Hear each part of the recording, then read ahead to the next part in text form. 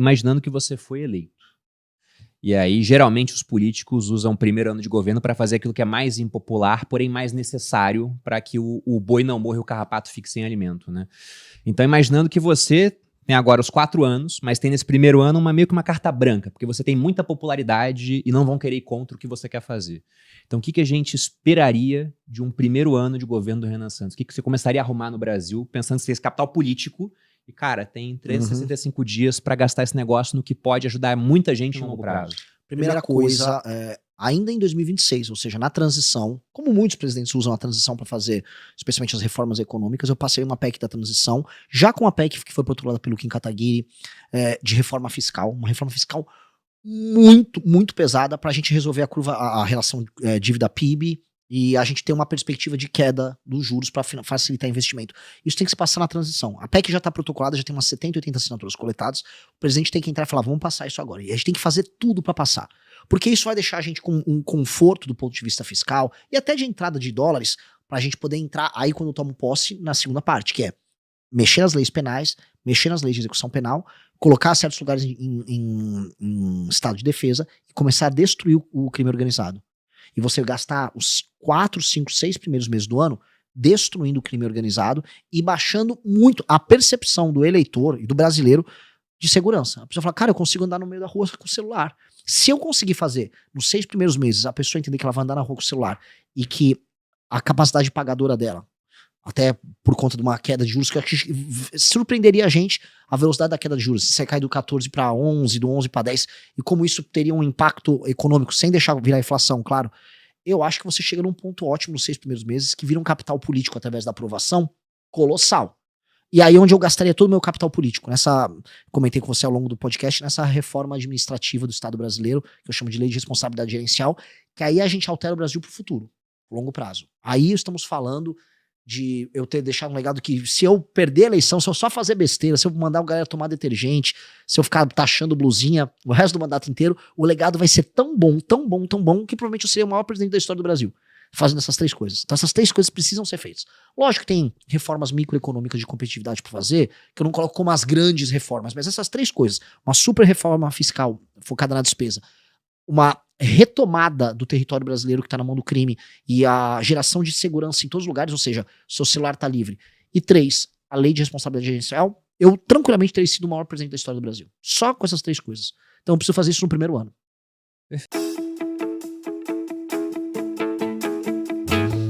Agora, apresentando o nosso convidado, recebemos pela primeira vez aqui no podcast Os Sócios Renan Santos. Ele é presidente e fundador do Partido Missão, é paulistano da Moca e iniciou sua trajetória política na Faculdade de Direito da USP. Em 2014, cofundou o MBL e foi um dos principais articuladores das manifestações pelo impeachment de Dilma Rousseff. Ao longo da última década, ajudou a consolidar o MBL como uma das principais forças políticas digitais do país. Em 2025, obteve a aprovação do Partido Missão pelo TSE e hoje é pré-candidato à presidência da República em 2026. Renan, bem-vindo ao Podcast Sócios. Muito obrigado pela oportunidade aqui, uma honra estar aqui presente com vocês.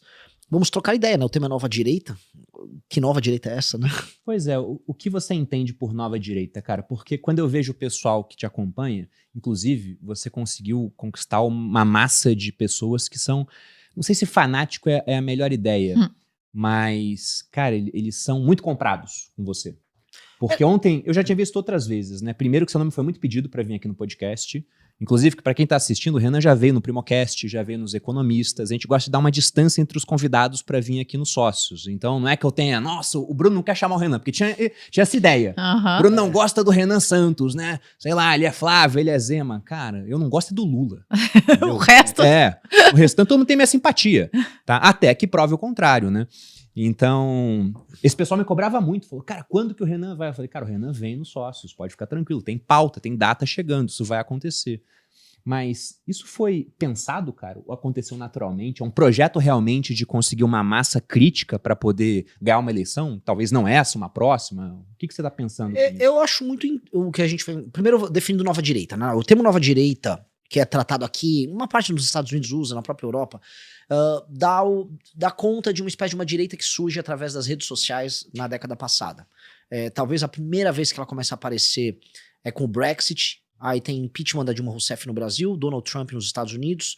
você começa a ter os fenômenos na Europa, e é o que a esquerda e parte da imprensa costuma chamar de direita populista, né? O populismo digital, e todas aquelas discussões idiotas que envolviam isso, que até 2017, 2018, o Mark Zuckerberg e o Facebook fizeram uma revisão crítica, olha, talvez a gente criou o ódio nas redes, aí começaram com censuras. Então, é uma direita basicamente populista que vive de algoritmos de rede social, que endereçou algumas questões que eram tabu em todos esses países. Então, o Trump endereçou algumas questões tabu nos Estados Unidos, o Bolsonaro endereçou aqui no Brasil, o Milei, em alguma medida, na Argentina, por mais que ele tenha chegado bem depois, o Salvini, na Itália, antes da própria Meloni. E esses caras, entretanto, em geral, quando chegam ao poder, e essa é a crítica, agora começa, eles fazem governos ruins.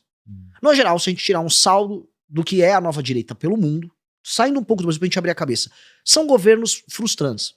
Então, o governo Trump, ele não se reelegeu da primeira vez, ele fez um governo que estava indo ok em termos econômicos, a gestão da pandemia foi bagunçada, não soube lidar bem com o Black Lives Matter, perdeu, foi fraco também com a própria base. Não está fazendo um grande governo, definitivamente, eu acho que a gente já pode falar aqui que, a despeito do que aconteceu na Venezuela, é um governo que está andando de lado, perdeu a base de apoio dele jovem e masculina, que foi uma das bases centrais para eleger. O governo do Milei precisa se provar. Tem gente falando que eles estão maquiando números, não estão exatamente num grande momento. Na Europa, definitivamente a Meloni não resolveu a questão da imigração na Itália. E o bolsonarismo fez um governo ruim no Brasil, eivado de escândalo de corrupção. Então, a nova direita, ela surgiu como um fenômeno eleitoral, mas ela não se provou. Então, tem um problema que é o diagnóstico que a gente fez com o MBL, porque a gente surge em 14, você até colocou na descrição, surge em 14, na mesma esteira, usando as redes sociais para levar para uma massa, para uma população, certas coisas que a imprensa não falava e criando uma identificação comum. A gente criou, fez as manifestações que derrubaram Dilma Rousseff, participamos muito do processo da Lava Jato, mas nunca chegamos ao poder, porque a gente era muito novo. Na verdade, em 2018 teve eleição presidencial, ninguém nosso tinha idade para concorrer a presidente. Não tínhamos partido, então a gente foi vendo todas as dificuldades que a gente tinha no processo. Então, o que a gente fez nesse período? Se organizou e estudou. Enquanto o bolsonarismo chegou ao poder, ficaram todos muito famosos, grandes e tal, a gente ficou ralando, se estruturando, estudando uma tese de Brasil, estudando uma forma como a nossa tese de Brasil se encaixa numa tese de mundo, estudando outras experiências de direita, até o ponto que a gente foi maturando, criou o universo do Valete Plus, que é o nosso aplicativo, a revista Valete, criou a iniciativa do Livro Amarelo, cria um partido político, e aí entramos no jogo com uma outra estrutura, com uma outra leitura de Brasil, com um outro tipo de solução que é, em si, muito diferente daquilo que a gente chama de nova direita. Então a gente pode chamar nova direita, assim, apenas como novo e é de direita. Mas eu posso falar desse fenômeno, que esse fenômeno que começa pra valer, talvez o mundo coloque como momento inicial o Brexit. E ela é uma resposta ao fracasso da nova direita. Nós somos uma resposta ao fato de que todas as grandes experiências da tal nova direita pelo mundo afora não deram certo. Eles chegam ao poder, mas não conseguem governar. Chegam ao poder, mas fazem governos frustrantes. Há também o lance de todos terem que ficar meio que debaixo do guarda-chuva do Donald Trump. Então tem uma série de problemas. Quem eu acho que é um ponto fora da curva, mas ele não se enquadra nesse lance de nova direita? Nayib Bukele. Ele não era de direita, ele fez um governo com uma prefeitura lá em São Salvador, que era um, vamos dizer, ele era até levemente progressista, era um cara moderno, vamos dizer, meio que nova política. Depois ele vai para a linha do Bitcoin, depois ele vai para a destruição do crime organizado.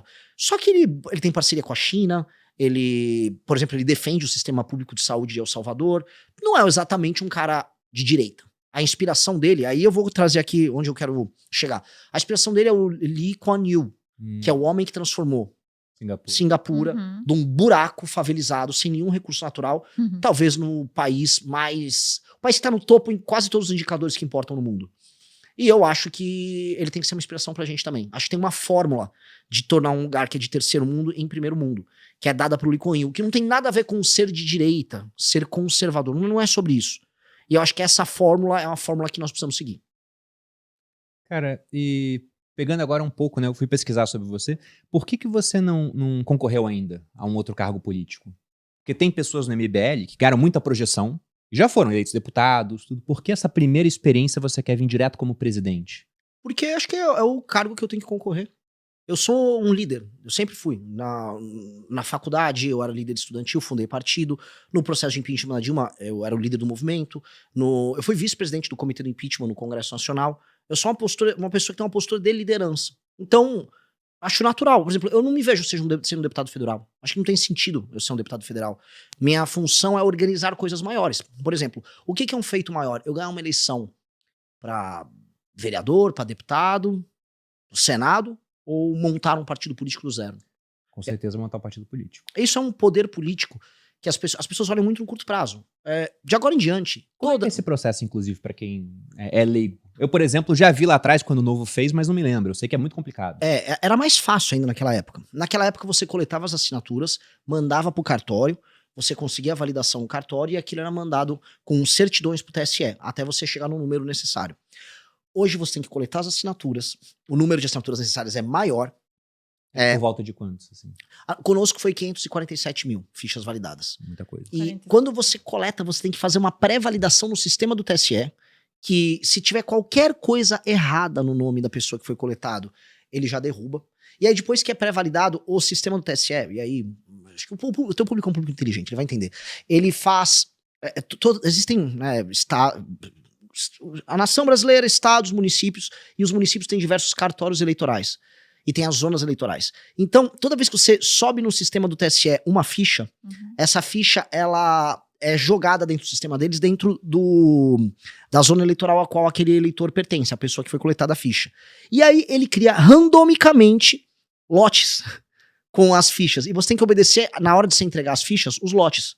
Então, não sou nem eu que organizo o lote para mandar pro cartório. Eu tenho que ver o lote que o sistema do TSE criou. E aí é um caos. Porque a forma como eu vou organizar um almoxarifado, ou como eu recebo as fichas, tem que obedecer a um critério que não é meu. Então, é um processo logístico colossal. Existe uma perda muito grande em todo o processo. E o que a gente fez foi, olha, a gente não tem a grana, o que a gente tem? Militância e inteligência. Então, vamos meter muita tecnologia no processo. Criamos uma API que conversava com o sistema do TSE pra gente fazer a pré-validação, já no momento da coleta, pra não perder tempo coletando fichas ruins. Começamos a metrificar... Bom, eu não vou ficar dando muitas dicas pra quem tá assistindo aqui, mas a gente começou a observar quais seriam os métodos mais eficientes para a gente coletar essas assinaturas, obedecendo a legislação eleitoral que é muito restritiva, e como remunerar e premiar os melhores coletores. E aí a gente colocou milhares de jovens ao redor do Brasil coletando, e nós conseguimos, a gente coletou 800 mil assinaturas, poderia ter coletado 1 milhão se quisesse, e validamos com uma taxa muito alta de aprovação. A gente validou 600, no sistema bateu 600. Como de 800 para 547 mil é uma perda realmente bem grande. Mas eu validei 600 e ainda tinha mais no estoque, é que eu não mandei tudo. Entendi. Dos 800 se eu mandasse tudo, eu teria validado uns 640, Então, por aí. são basicamente assinaturas de pessoas que querem esse partido. Então, é assim que você valida que você pode gerar um novo partido. Sim, eu tenho que ir na rua conversar com uma pessoa, E convencer falar, ela que ela tem que eu abrir tenho um um partido partido. diferente, quero abrir esse partido, você tem que me dar essa assinatura. E a pessoa tem que estar os dados dela tem que estar em conformidade com a Justiça Eleitoral. A assinatura que ela colocar tem que ser a mesma da Justiça Eleitoral, não do cartório que ela eventualmente abriu firma. O nome da mãe dela tem que estar batendo, eventualmente tem um nome de solteiro. Olha, é um caos. É feito para não acontecer. Mas a gente conseguiu cruzar. E aí eu acho que, do ponto de vista político, isso é um feito maior do que ganhar uma eleição. Eu já elegi vários rapazes no nosso time, várias moças. A gente sabe como ganhar eleições. Eu teria, se eu quisesse fazer isso por mim, eu teria feito, tanto que eu nem cuidava das minhas redes sociais. Aí agora eu comecei a cuidar, agora eu tô me comportando como pré-candidato. Então, acho que é uma coisa natural. Eu sempre tive uma postura de liderança e eu acho que não vejo, vamos dizer, nem necessidade de eu ter feito outras coisas. Até porque eu ter montado um partido, agora eu posso permitir que milhares de jovens no Brasil concorram. Isso tem um efeito em escala tão maior para as pessoas que nos defendem do que ser meramente eu próprio um candidato, que não, quando a gente olha, sabe, como um processo como um todo, realmente foi um feito bem grande. E vocês vão lançar candidatos a todos os postos políticos. Então vai ter gente concorrendo a governo de estado, deputados. Sim. A gente vai ter mais de 1.000 candidatos para deputado federal e estadual. Teremos candidato, pelo menos em metade dos estados ao governo, teremos alguns candidatos ao Senado. Bacana, cara. Porque assim, o que a gente não fez nessa eleição é saiu assim, vem pra cá, sai pro nosso partido. Todo mundo tem que ler o nosso livro amarelo, que é o nosso livro de propósito, tem que andar com as nossas bandeiras. Não existe divisionismo interno, é um partido que não tem faccionalismo. Então, não existe, por exemplo, como acontece, vou dar um exemplo, no Novo. No Novo, os candidatos a deputado vão apoiar o Flávio, de maneira clara. Estavam ontem lá, ninguém foi com o Zema criticar o Flávio, né? Ficou todo mundo quieto. Porque o eleitor deles é bolsonarista. Então, eles fazem uma campanha pra bolsonarista e não conseguem se tornar uma alternativa própria. No nosso partido, absolutamente ninguém pode ter uma postura diferente. Senão você não é um partido. Isso é o básico de um partido político. Você tem um candidato, todo partido apoia o candidato do partido, né? Mas no Brasil isso não é regra. Não, não é. O Caiado. O Caiado é candidato pelo PSD, do Kassab. Se o Caiado pegar um avião, sair lá de Goiânia e pousar no Rio de Janeiro, ele vai encontrar o Eduardo Paes. Eduardo Paes é candidato a governador pelo PSD. O Eduardo Paes é palanque do Lula. Se ele pegar esse mesmo avião e voar lá pro Maranhão, vai pra São Luís, vai encontrar o Braide vai fazer campanha pro Lula. Onde o Caiado vai encontrar um governador ou um líder local que vai fazer campanha por ele? Não tem. Então, o PSD do Kassab é um partido? Não. O PSD do Kassab é um cartório para fazer negócio. Cada lugar você se adapta, vamos dizer, ao esquema do lugar, às lideranças do lugar. E aí o seu partido não é um partido. Ele, classicamente, ele não se torna aquilo que, vamos dizer, a ciência política costuma chamar de partido. Se eu tento explicar um partido do Centrão, por exemplo, por um gringo, por um alemão. Não entende? Ele não entende. Como é que vai tomar partido de alguém? Eles não tomam partido unicamente de alguém. Eles assim, mas calma, mas eles não têm uma proposta? Não tem. Inclusive, em vários lugares eles estão com um contra. Eles falam, mas eles não são um partido? Eu falei, sim, não são um partido. Mas por que vocês permitem isso? Porque nós somos brasileiros, né? A gente é leniente com isso. A gente não tem cultura política, infelizmente. A gente é um país que é leniente com corrupção. A gente acha que isso é ser político. A imprensa, só pra vocês pegarem, aplaudiu e falou que foi uma jogada de mestre o Geraldo Alckmin ter virado lulista. O Geraldo Alckmin traiu um eleitor dele de 30 anos. 30 anos ele tinha um eleitor. Aí ele virou lulista. A imprensa, nossa, isso aqui é uma raposa. Cara, isso deveria ser recriminado. A imprensa tinha que estar atacando um comportamento vil. Mas não, porque no padrão brasileiro do que é política, isso é considerado uma manobra inteligente. Pragmatismo, né? Só que aí, o que acontece, né? De pragmatismo em pragmatismo, o país tá piorando. E eu tô falando de maneira objetiva. Porque a gente sempre tem que colocar as coisas em termos comparativos. O Brasil, quando comparado às nações de desenvolvimento, ele cresceu tanto quanto elas ou não? Ele aumentou a produtividade ou diminuiu? Então nós pioramos com relação ao mundo que a gente compete. A gente tá tomando pau de Botsuana em renda per capita. Vietnã, que era um regime... que é um regime comunista, tá dando um pau em industrialização no Brasil. A Índia tá dando um pau em saneamento básico. O Brasil ficou para trás. Ele só tem hoje, sendo bem honesto, uma matéria-prima que ele tá exportando, alguns raríssimos casos de sucesso, a Porto Digital em Recife, Embraer, o agro, e o mercado consumidor, pobre e endividado. Então, óbvio que deu errado esse modelo, né? Mas aí entra a minha crítica à elite, especialmente a elite brasileira, especialmente hoje o mercado financeiro, já que estou num podcast que é do mercado ouve. O mercado financeiro tem a mania de achar que é muito inteligente ser pragmático. Só que ele não é pragmático, ele é curto prazista. A maior parte do mercado financeiro, donos de banco e tal, eles trabalham no longo prazo com os negócios deles, mas na hora de tomar decisões políticas eles trabalham no curto prazo. Aí o que acontece? Não é o mercado financeiro que manda no Brasil, não é o grande empresariado, não é a galera tech, não é nada. Quem manda no Brasil são políticos do Maranhão, políticos do Amapá, políticos do Piauí, que são os políticos dos lugares mais mal administrados no Brasil. Mas como eles pertencem a famílias que trabalham no longo prazo, são donos daquelas regiões no longo prazo, eles tomam decisões políticas de longo prazo. Enquanto que a elite política brasileira toma decisões políticas de curto prazo. E é por isso que estavam apoiando o Flávio.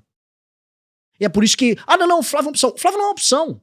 O Flávio, os Bolsonaro perderam pro Lula, e o Flávio Bolsonaro é o cara com a maior carga de problemas de corrupção em toda a família, todo mundo sabe. O Flávio não era uma opção, nem para caso ganhasse o Brasil se tornar um país sério. Basicamente o Flávio seria uma continuidade dos mesmos escândalos de corrupção, seria um país quebrado, sem nenhuma proposta de Brasil.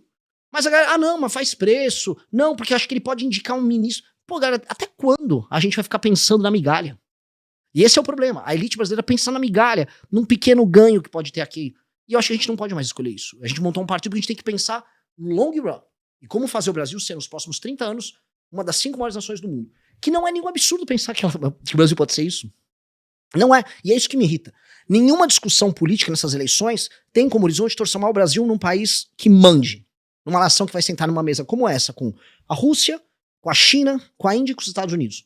Que é a posição que o Brasil tem que ter. Mas hoje não. Nossa posição é tipo... não, eu sei sambar, sabe?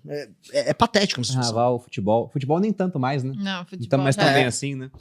Mas o que você falou é interessante, porque se eu volto 15 anos no tempo, aliás, mais tempo ainda, né? Eu me formei em 2010 na Academia Militar. Durante a Academia Militar, um dos temas de debate que a gente tinha para exercitar oratória e ideias, né? Era a entrada do Brasil no Conselho de Segurança da ONU. Sim. A gente pleiteava uma cadeira lá. E a ONU, os países todos estão lá, mas tem um Conselho de Segurança que decide tudo, né? Quem tá lá? Estados Unidos, a Rússia, a China, e o Brasil pleiteava, né, uma posição. E isso nunca veio acontecer. E realmente a importância do Brasil de lá para cá, ela diminuiu em quase todas as métricas que você vai observar. Então a gente é um país de muito potencial, mas parece ser um potencial que não se transforma em realidade. Eu tenho várias perguntas aqui, você me deu vários ganchos, mas eu queria iniciar por uma, né? Porque o Partido Novo, ele não usou o fundo eleitoral, pelo menos na última eleição presidencial. Essa outra agora eu já não acompanhei tanto. E eu achei que aquilo foi um tiro no pé, cara. Porque, pô, a gente não quer usar esse dinheiro público, acho um absurdo, mas ao não usar eles cresceram menos, né? Na verdade, eles foram engolidos por outros que usaram e acabaram crescendo. Você pretende usar o fundo eleitoral ou não pretende? Pretendo. Sendo muito, muito... A gente tinha a mesma posição do Novo e simplesmente não dá para concorrer fora, por exemplo, aqui de São Paulo. Ou candidatos nossos que têm uma rede social tão grande permita que exista doação privada. Não existe, em alguma medida, doação privada honesta fora aí de alguns estados. O que eu quero dizer, se você está recebendo muito dinheiro privado concorrendo a algo no Piauí, provavelmente tem algo de errado no que você está fazendo e no dinheiro que está entrando. Porque, em geral, são empresários interessados em comprar algum acesso. Favores, né? O famoso crowdfunding, aquela doação sincera, picadinha, que é base, por exemplo, de boa parte da política americana.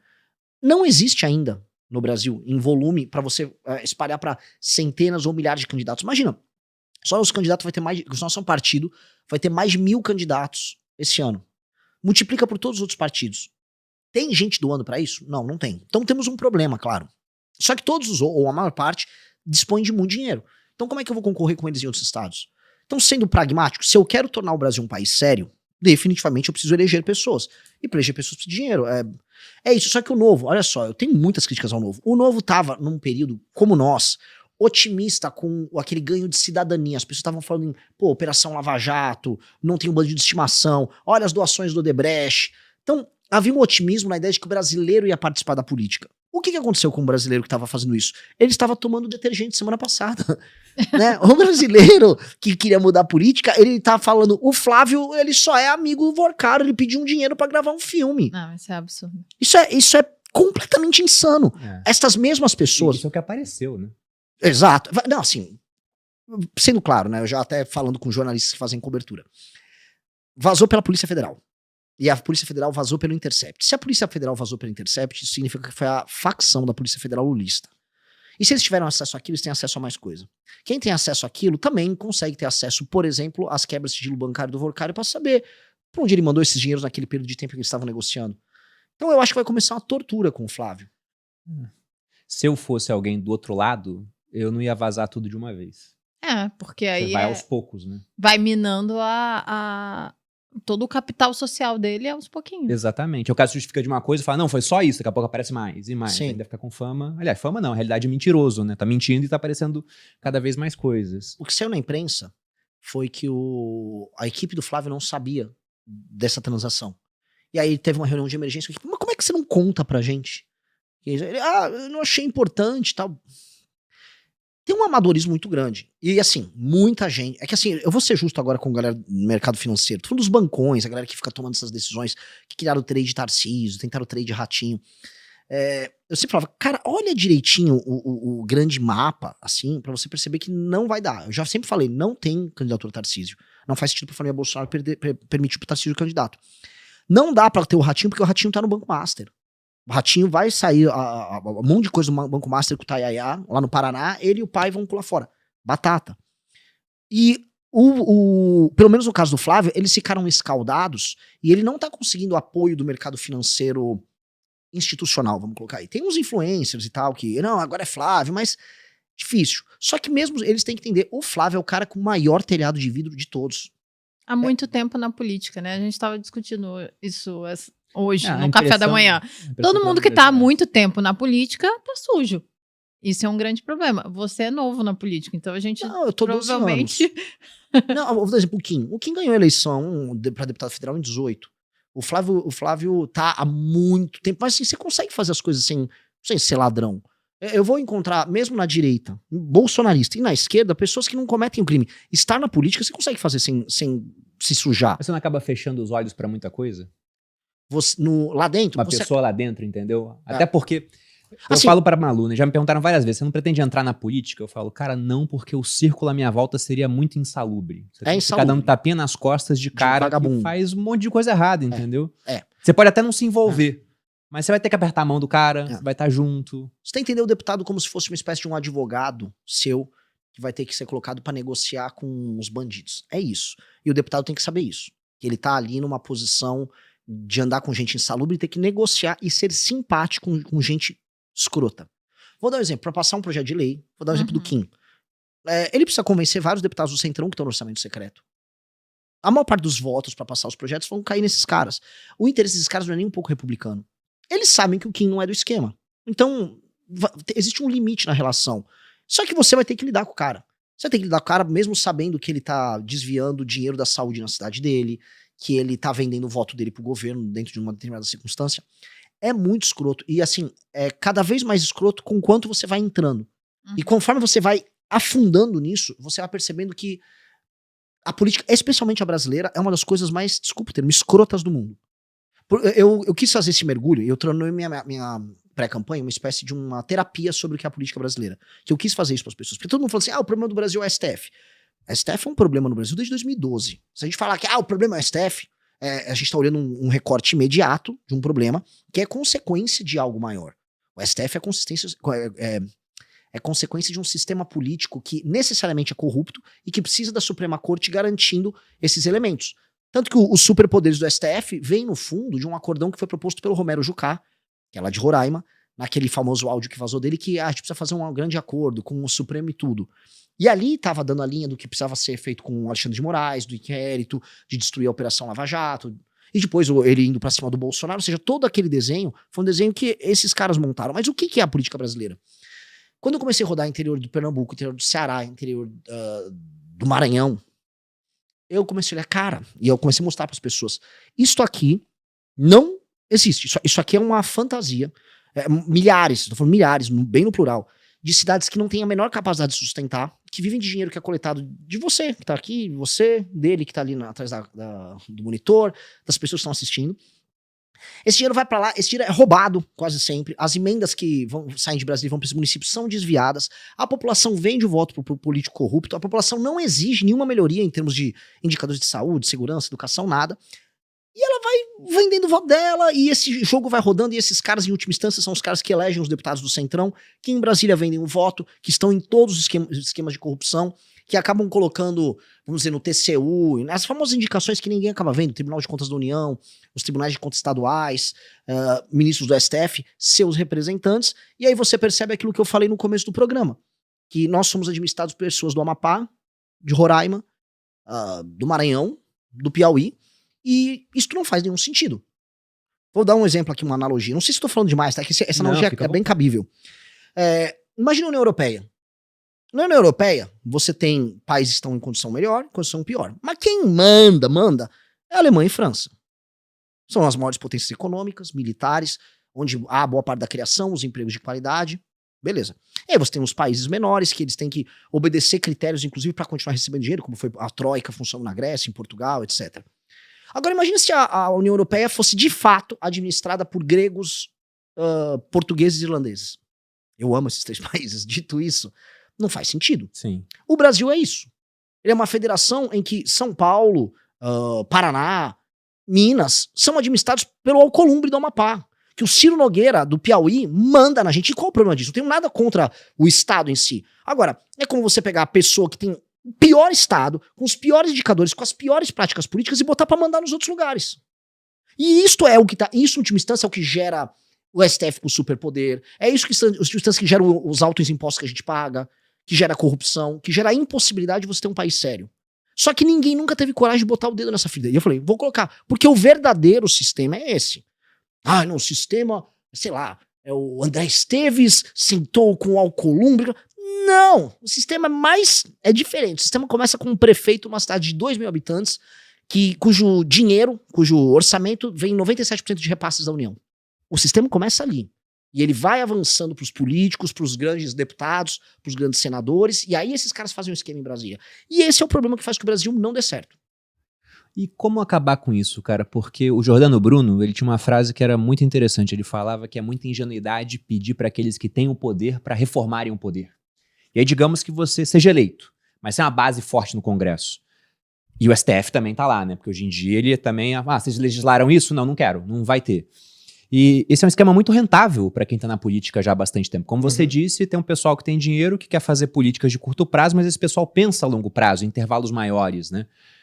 E, inclusive, eu fico curioso para saber a sua opinião sobre se tem alguém realmente que manda no Brasil, dado o que o Vorcaro fez. Porque o Vorcaro, ele era um banqueiro de um banco pequeno, que ficou médio, por conta das captações que ele fez com os CDBs do Banco Master, oferecendo, né, rentabilidades muito mais altas do que o normal que você vê no mercado. E esse cara, ele comprou todo mundo. Porque tem gente de esquerda, gente de centro, tem gente da direita, ele basicamente comprou todo mundo. Eu pensei, cara, o Vorcaro fez isso sendo um banqueiro médio. O que alguém realmente com muito poder econômico, tipo se o Elon Musk quisesse, ele comprava o Brasil, pô. Sim. Sim. O que o Vorcaro provou é que a ascensão, quando você dispõe de um fluxo de caixa recheado, que é o que eles fizeram com o Credit Sexta, isso alimentou os CDBs deles, e com caixa, com dinheiro na mão, você pode ir comprando quem você precisa comprar e com base nisso você começa a gerar mais dinheiro. Ele entra num ciclo virtuoso em que o grande ativo é a compra da autoridade. A autoridade é a chave que você abre para você fazer mais dinheiro. Eu tava vendo, por exemplo, tô fazendo aqui um podcast para meter provocação aí para muita gente, pro Tarcísio. Tarcísio recebeu doação do Fabiano Zettel, ligado ao Vorcaro.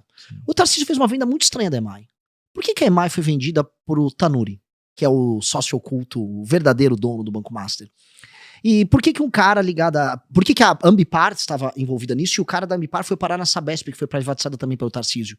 Por que o Tanuri, após comprar a EMAI, ele sai fazendo emissão de dívida e essa emissão de dívida foi utilizada para comprar títulos do Let's Bank? Ele comprou uma estatal para emitir dívida e comprar títulos do Let's Bank. Aí o mesmo Tanuri vai no Paraná do Ratinho, parceiro de negócios dele, e aí ele compra... Foi a Copel, e fez a mesma coisa com, acho que não sei se foi o Will Bank ou com o próprio Banco Master. Ou seja, cada chave de acordo político que você abre uma porta em que você tem possibilidade para emissão de mais dinheiro e de dívida, e aí você vai rodando aquele sistema. Até uma hora que o sistema, essa pirâmide ia colapsar, e aí eles foram enfiar ou no FGC ou no BRB. Era o plano dele. Essa ascensão, a gente percebe que ela é muito fácil. Eu conversando até com pessoas no mercado financeiro, os grandes banqueiros brasileiros se assustaram. E se você reparar, o plano era perfeito se não fosse o Banco Itaú.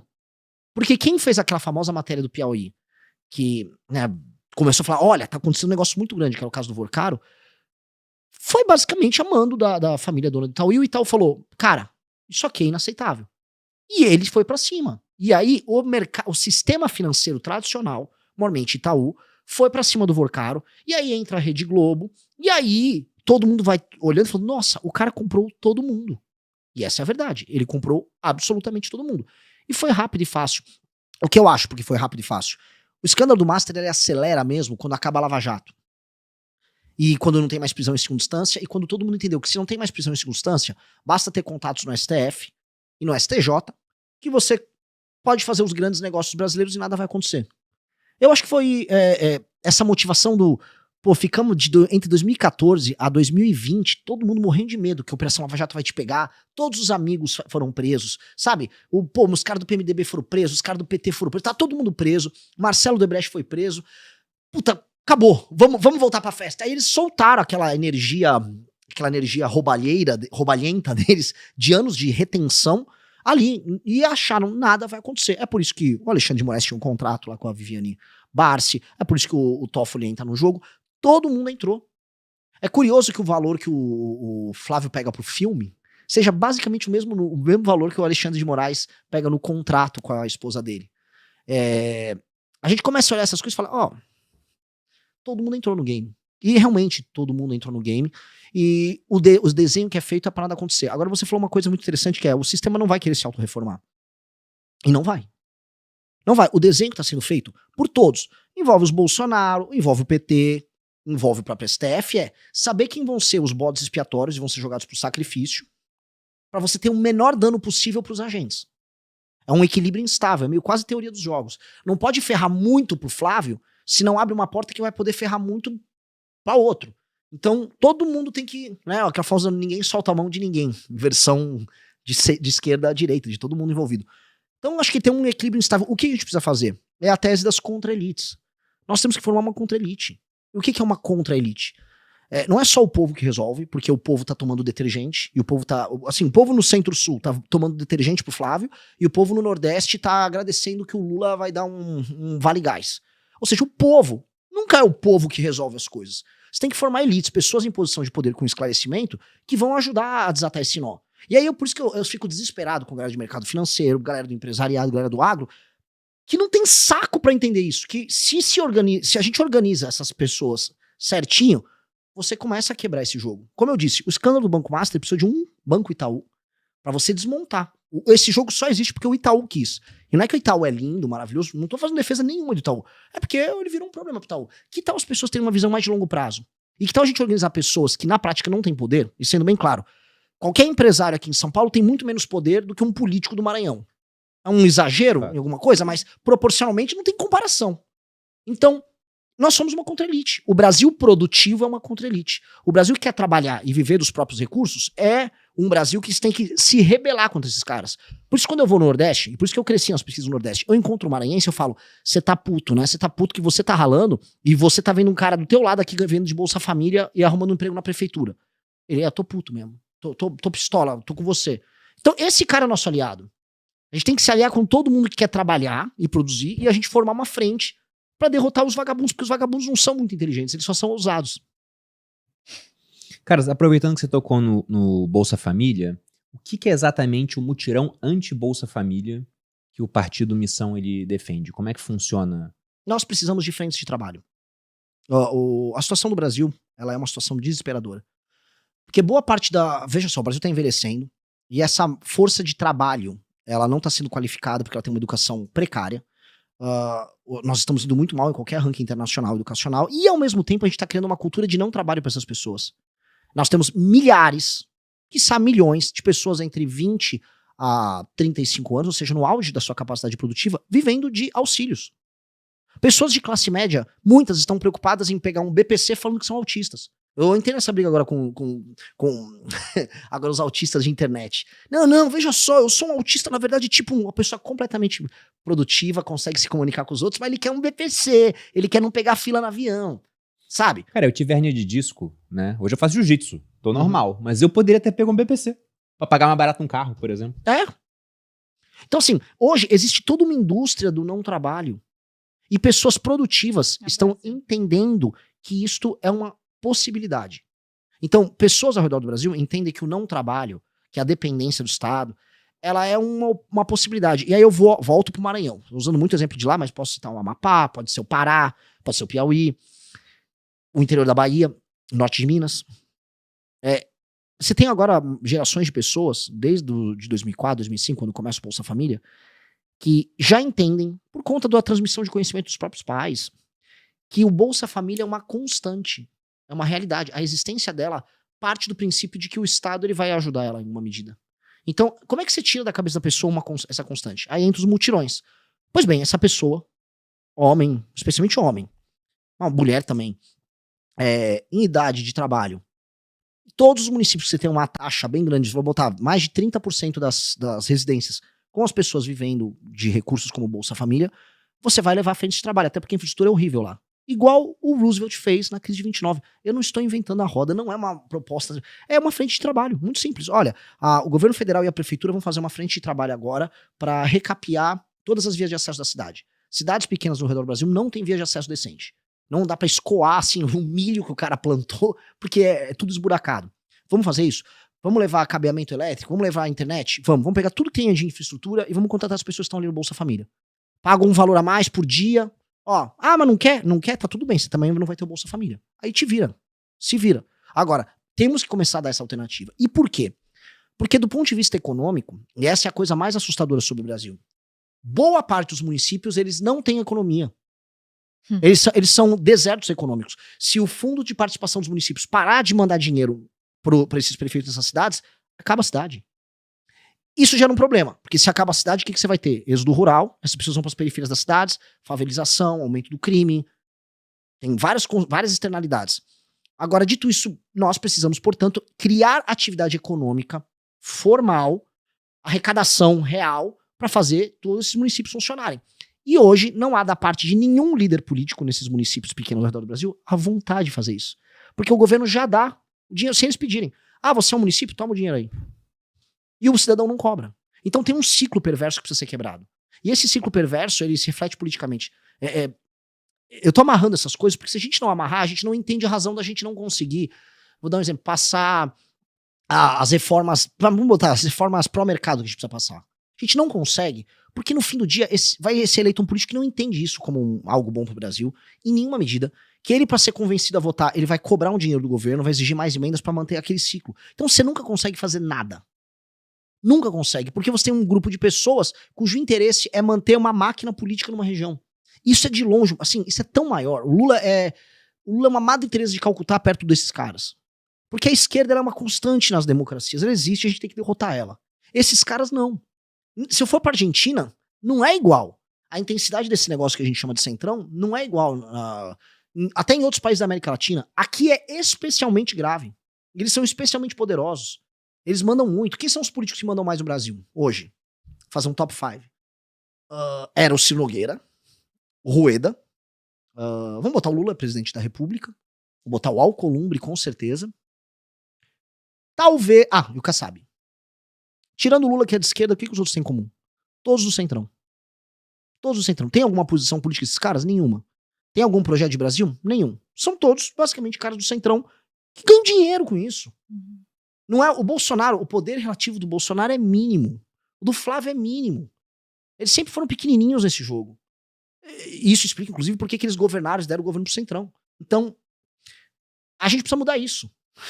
Não tem ninguém bom, não tem ninguém com QI maior de 110 ali no meio. O Ciro Nogueira é um idiota, cara.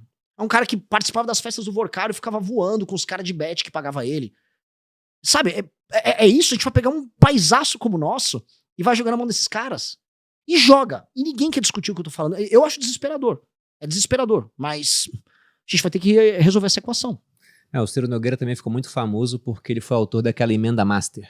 Sim. Ele pretendia aumentar o seguro do FGC, que é até 250 mil por CPF por instituição, e 1 milhão no volume global, para você usar ao longo dos anos, para 1 milhão por CPF por instituição. Então o esquema do Master, que no final lesou aí o FGC em coisa de 50 bi, poderia ser 4 vezes maior, entendeu? Seria bizarro, né? Isso chegou próximo de acontecer. Né? Felizmente não aconteceu. Mas seria um negócio, assim, dantesco. Né? Para entrar realmente no Guinness, como um recorde mundial, né? Cara... E ele ficou... Lembra, você viu o vídeo dele? Ficou bravo que não passou. É um absurdo! Só os bancões não querem que o povo tenha uma garantia. Que é um malandro, cara. Agora você vai em Brasília falar do Ciro Nogueira? Cirinho, meu amigo. Todo mundo gosta dele. Olha a mão de todo mundo, provavelmente. Todo mundo. Alcolumbre hoje. Talvez o homem mais forte neste exato momento seja o Alcolumbre. Presidente do Senado. Cara, o que é um país governado pelo Alcolumbre, cara? Por que você disse que ele provavelmente é um dos nomes mais fortes? Por conta da questão dele, por exemplo, poder blindar o STF de problemas? Qual é a visão? Primeiro, ele é o... Se o STF tem superpoderes, ele é o cara que garante que o STF não tem injeção de saco para ter superpoderes. Paralelamente, fazendo até o desenho daquela escadinha que eu falei, ele pertence ao estado muito pobre, cuja base eleitoral das pessoas é a compra de voto. Ele criou um aparato dentro desse estado, chega em Brasília com um eleitor que não cobra ele de nenhuma posição. Aí ali dentro ele começa a construir um sistema de relações sociais em que ele se valida com os demais players, fazendo bons acordos e cumprindo os acordos. Esses acordos são republicanos? A maior parte das vezes não. Mas ele cumpre. E aí ele ganha o que eles chamam ali dentro de palavra. Ele é cumpridor. Com base nisso, ele também começa a fazer arranjos. E vamos lembrar, o Alcolumbre foi apoiado pelo Bolsonaro para a presidência do Senado em 2019. Ali, com o poder acumulado, ele começa a criar, vamos dizer, arranjos com o próprio STF e com o próprio Executivo, que deixam ele super poderoso. Ele também começa a fazer negócios. E ele começa a garantir que os negócios sejam cumpridos. Como ele tem fama de cumpridor, poder acumulado, eleitor que não cobra ele, portanto, chance de perder uma eleição impossível, ele pode entrar em todos os esquemas. Vamos ser sinceros. Ele estava indicando, me corrijam aqui, ele sim, o Otto Lobo para a CVM. Ele era junto com o Vorcário, um dos caras que estava indicando o presidente da Comissão de Valores Imobiliários. Não é à toa que a Previdência do Amapá comprou títulos do Banco Master também. Então, ele é um cara que ele blinda se protege, não tem um eleitor ou uma imprensa na região dele que cobre ele, vira uma espécie de fiador das relações entre todo mundo ali e, portanto, isso garante que ele tenha um poder desproporcionalmente mais alto do que qualquer um. Então, se ele fica bravo com o Lula, ele vai lá e derruba ali a indicação do Messias, puxa a briga pra ele, faz um acordo com o STF. Isso é muito poder. Muito, muito poder. E isso, cara, tem alguém que tá sofrendo com isso, que é basicamente o país como um todo. É um cara que não tem agenda de Brasil nenhuma, é um cara que não tem preocupação com nada, ele só precisa manter o jogo rolando. Mas você não pode entrar em default, entendeu? Você não pode quebrar. De resto, vai levando, vai que vai. Já aproveitando esse ponto de agenda de Brasil, cara, qual é a sua ideia de Brasil, assim, realmente? Qual o projeto do Partido Missão para o nosso país? Eu sempre falo assim, a gente tem que olhar o Brasil que a gente quer daqui pelo menos 30 anos, porque a gente também não tem muito tempo pra ter esse Brasil que a gente quer, e aí você ir fazendo a lição de casa de trás pra frente, né? O Brasil precisa ser uma das 5 maiores nações do mundo nos próximos 30 anos, porque se ele não o for, ele vai ficar à mercê de um conflito global. Eu tô falando agora de uma nova guerra fria entre China e Estados Unidos, em que o Brasil tá muito fraco para lidar. O Brasil tem muito recurso natural. O sul global virou agora protagonista. A população do mundo tá no sul global. Boa parte da economia foi pro sul global. E o Brasil com terra gigantesca, terra agricultável, com sol, com energias renováveis e não renováveis muito abundantes, com população, mercado consumidor, proximidade dos Estados Unidos. O Brasil ele se torna um ativo para algum dos blocos. E o Brasil não nasceu para ser ativo americano ou ativo chinês. O Brasil nasceu para ser o Brasil. E ele tem que ser uma força por si só. Portanto, esse Brasil que a gente está falando tem que ser uma das potências, tem que estar militarizado, tem que estar forte, tem que ter controle de fronteira. É um Brasil que apenas sobreviverá dessa maneira. Então, estar forte militarmente, destruir o crime organizado para ter controle do próprio território, ter produção de tecnologia de ponta, para que você possa ter não só armamentos, mas ter uma economia robusta, isso é obrigatório. Então, quais são os caminhos que levam a gente a fazer isso? Quais são os caminhos em termos de segurança pública? Quais são as políticas que a gente tem que adotar para que a gente destrua o crime organizado o mais rápido possível? Quais são os caminhos que a gente pode utilizar para colocar as terras raras como um elemento na mesa, para sentar com outros países e falar não só em extrair elas, mas fazer transferência de tecnologia, trazer, vamos dizer, o complexo produtivo para cá. Ah, beleza, dá para negociar com os Estados Unidos, mas nenhuma empresa vai vir para cá se não fizer uma reforma de competitividade, ou se os juros continuar a 14%. Então, para baixar os juros, tem que fazer uma reforma fiscal. Então, quando a gente vai depreendendo, vamos dizer, de uma meta, o que nós precisamos fazer, nós começamos a surgir com um plano. Que é isso, você tem uma meta futura e você depender as ações. A beleza disso, nós não precisamos inventar praticamente nada, porque em quase todas as áreas é mais ou menos sabido o que precisa ser feito. Ah, na área fiscal, você pode imaginar, a gente precisa de uma reforma fiscal focada na despesa. Agenda de competitividade, de maneira, vamos dizer, desesperadamente a gente precisa ter uma agenda de competitividade. Investimentos em infraestrutura, que só vão acontecer se do outro lado a gente diminui a despesa para poder baixar os juros, aumenta o espaço do gasto discricionário e também a volúpia do investidor em investir em infraestrutura, com marcos regulatórios sérios, tirar a ONG que atrapalha o funcionamento de investimentos e projetos, por exemplo, na região centro-oeste e norte. Agenda de competitividade, educação, formação de mão de obra, simplificar o modelo que nós temos hoje de currículo nas escolas, devolver autoridade para o professor.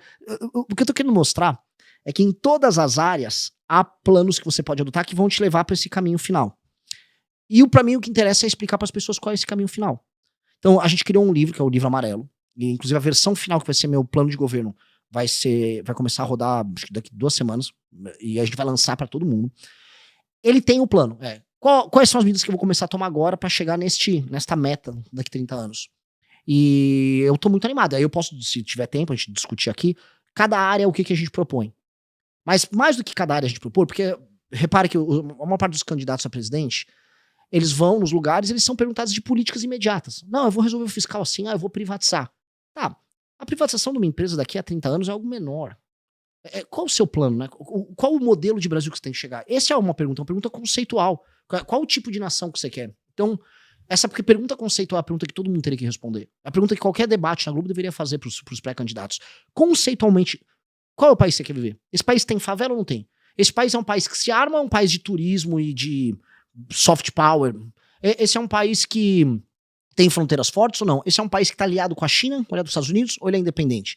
Esse é um país que ele vai investir tudo para se reindustrializar, ou ele vai entender que o papel dele nas cadeias de produção é pegar as coisas primárias? Qual é esse país? Poucas pessoas estão trazendo respostas para isso.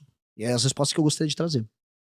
São as respostas. Você é a favor de reeleição ou não, cara? Porque, por exemplo, você tem esse projeto político de um Brasil já enxergando o longo prazo, mas a democracia ela tem estímulos de muito curto prazo. Sim. Até porque o eleitor médio, né? Se a gente pega a renda média aqui no Brasil, que inclusive ela é maior do que a mediana, porque tem uma base muito pobre e a renda média é puxada para cima por pessoas que têm uma renda muito alta. Então é um país que a gente fala, pô, o Brasil é um país rico. Não, se você olha a renda per capita, a gente não é um país rico, a gente está longe dos países ricos, inclusive eles estão abrindo vantagem contra o Brasil. E aí para um político, costuma ser muito mais interessante fazer políticas de curto prazo, gastar bastante agora, se endivida, porque essa dívida, o Lula está se endividando pra caramba agora, a dívida em percentual do PIB chegou a 80% já. Não é ele que vai pagar essa dívida. Isso aí vai ficar para os concorrentes dele daqui a no próximo mandato, se ele não for eleito, por exemplo, ou daqui a muito tempo quando for vencer. Então o estímulo é sempre gasta agora e o problema fica no futuro para os nossos filhos e netos pagarem. E aí essa discussão, pô, a reeleição ela é ruim porque o cara vai lá, ele abre o cofre no último ano de governo para conseguir a reeleição. Coisa que está acontecendo agora, mas não é só uma política do PT. Se você pega o governo Bolsonaro, fez a mesma coisa, e outros governos fizeram a mesma coisa. Até meio que um modus operandi, o brasileiro aceita isso como normal. É pragmatismo, né? Isso é o normal. E aí acabar com a reeleição seria interessante porque acaba com essa dinâmica, ou é pior porque antes o cara tinha 8 anos para fazer um projeto de Brasil, se ele tivesse realmente um projeto. Né? Alguns não têm. Mas se ele tivesse, e serão só 4 ou 5 se a gente aumentar um ano para poder fazer esse fim da reeleição. Falando primeiro da ideia, você tá certíssimo. E isso se dá porque existe uma dependência muito grande do cidadão do Estado para sobreviver. Portanto, você fazer essas políticas de ano eleitoral, que todos fazem, são políticas que impactam muito rápido esse eleitor que tem uma dependência, ou, sei lá, do dinheiro que vem direto do poder público, ou, sei lá, por exemplo, no Brasil, o governo faz preço. Quem faz preço, sobretudo, até no mercado imobiliário, é o governo. Todo mundo depende, assim, sei lá, o real é baseado na pesquisa eleitoral. Né? A coisa não é apreciada, vamos dizer, por outras razões. Isso é muito complicado. Então, conforme a gente tem uma economia que é muito dependente de decisões políticas, portanto, os políticos usam isso como estímulo. Isso é grande para presidente da República? Sim. Para prefeitos é 10 mil vezes pior. É 10 mil vezes pior. Então temos que ter duas soluções. Eu acho que para os principais cargos do Brasil tem que proibir reeleição. E você pode aumentar o mandato para o cara conseguir ter uma continuidade. Isso é infelizmente, enquanto o Brasil continuar sendo um país em que as pessoas dependam demais do Estado para tomar suas decisões políticas, isso vai ter que ser feito, especialmente para governadores e presidente da República. Agora, para prefeitos, a gente está com uma ideia, que é uma ideia baseada em experiências que tem no Japão, experiências que tem na China, que é o que a gente chama de lei de responsabilidade gerencial, que é o seguinte, cara, não existe, até pela distribuição normal de inteligência, não existem prefeitos capazes de implicar políticas públicas em tantas cidades. Tem tão pouco corpo técnico. Tô sendo bem sincero. Ainda mais em municípios pequenos. Pô. E muito pobres. Não tem. Os caras que administram as cidades nos interiores do Brasil, se apertar direitinho, talvez escrevam um parágrafo. Eu tô falando assim, um nível bem pedestre. Esses caras, no fundo, eles formalmente têm que ser eleitos para administrar as cidades deles, teve uma eleição e tal, mas na prática, as políticas públicas têm que vir como um pacote que vai ser aplicado, e eles só vão aplicar. E tem que ter um fiscal que vai checar a aplicação com os KPIs, que é o que a gente quer aplicar. E assim, você tem um município, você ganhou a eleição para prefeito, se o município ele tá, sei lá, 20% abaixo da média do IDEB, ele vai ter que ficar no mínimo 10% abaixo até os fins dos 4 anos. Ponto. Se ele não ele tem que aumentar a arrecadação desesperadamente, ele tem que aumentar a atividade econômica no município, ele tem que elevar a taxa de cobertura de saneamento básico. Esses indicadores são obrigatórios. Hoje não tem. Hoje um prefeito não precisa cumprir indicador nenhum e ele concorre à eleição. Então o que acontece? Se esse prefeito ao longo dos 4 anos ele não consegue atender esses indicadores, o mínimo do mínimo do mínimo, ele fica inelegível por 8 anos. E, paralelamente, o dinheiro do Fundo de Participação dos Municípios ele tem que ser condicionado por um comissariado que precisa ser criado, que vai determinar, não, você está aplicando essa política, você está aplicando a política, está funcionando, vai o dinheiro. Se não está aplicando a política, ou se o dinheiro está sendo desviado, ou se está sendo altamente ineficiente, segura o dinheiro. Aí segura o dinheiro até, aí tem que ter uma medida jurídica, que é a legislação que a gente está criando, ela prevê isso, em que aí o comissário faz a aplicação do dinheiro no município. O prefeito continua lá, sendo o prefeito popular, que o povo gosta. Mas as políticas que ele vai adotar, infelizmente, hoje, ele nem sequer vê como prioridade, nem tem condições técnicas de fazer. Então você vai ter que trazer material humano para administrar os municípios. Para fazer isso, você tem que diminuir o número de municípios. Leva o material humano, coloca os KPIs, e aí a gente começa a fazer esses municípios pequenos, que vivem do dinheiro das pessoas produtivas, eles serem administrados à moda dos lugares produtivos do Brasil. E com critérios muito claros. O principal deles, você vai ter que gerar arrecadação por aumento da atividade econômica. Ponto. Vai ter que se picar. Se é prefeito, a primeira coisa que tem que fazer é como eu gero atividade econômica. Porque não dá para ter um município que não tem atividade econômica. Ele é um não município. A ideia da própria cidade, a ideia da polis grega, é uma ideia de que ela é quase autossuficiente. E, pô, um município que não é autossuficiente em absolutamente nada, ele não é um município. Ele é tudo menos uma cidade. Quer dizer que se eu parar de mandar dinheiro para ele, aquele município, todo mundo morre de fome.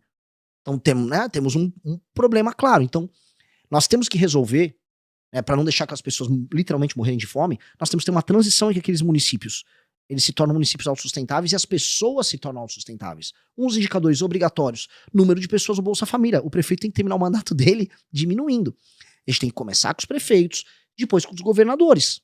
Um governador do Maranhão tem que terminar o mandato dele, tem menos pessoas no assistencialismo. É isso. Porque aí eu não preciso mandar tanto repasse de Santa Catarina pro Maranhão.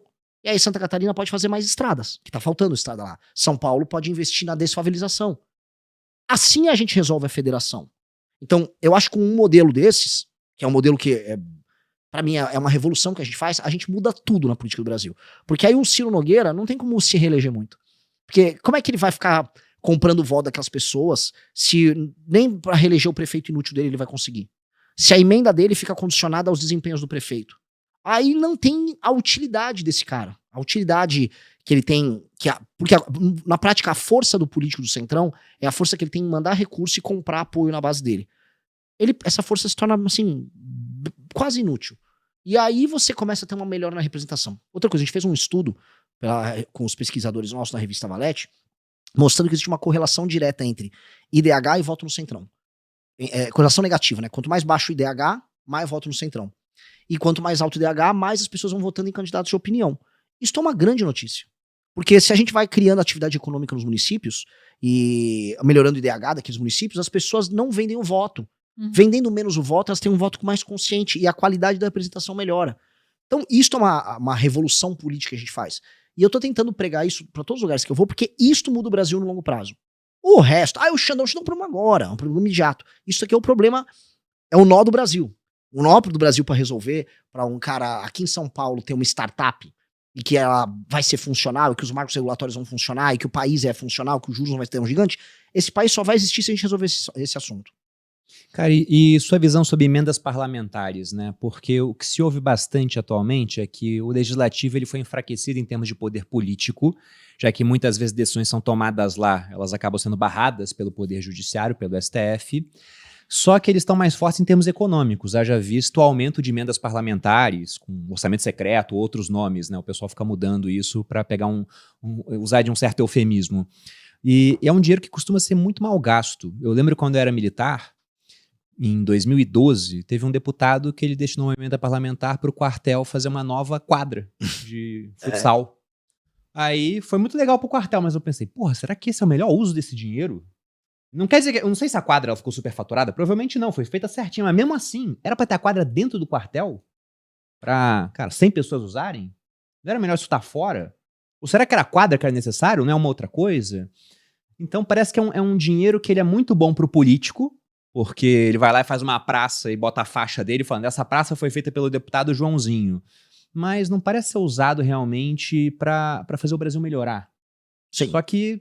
E aí se você tira isso da mão do político também, cara, você compra um inimigo, né? Sim.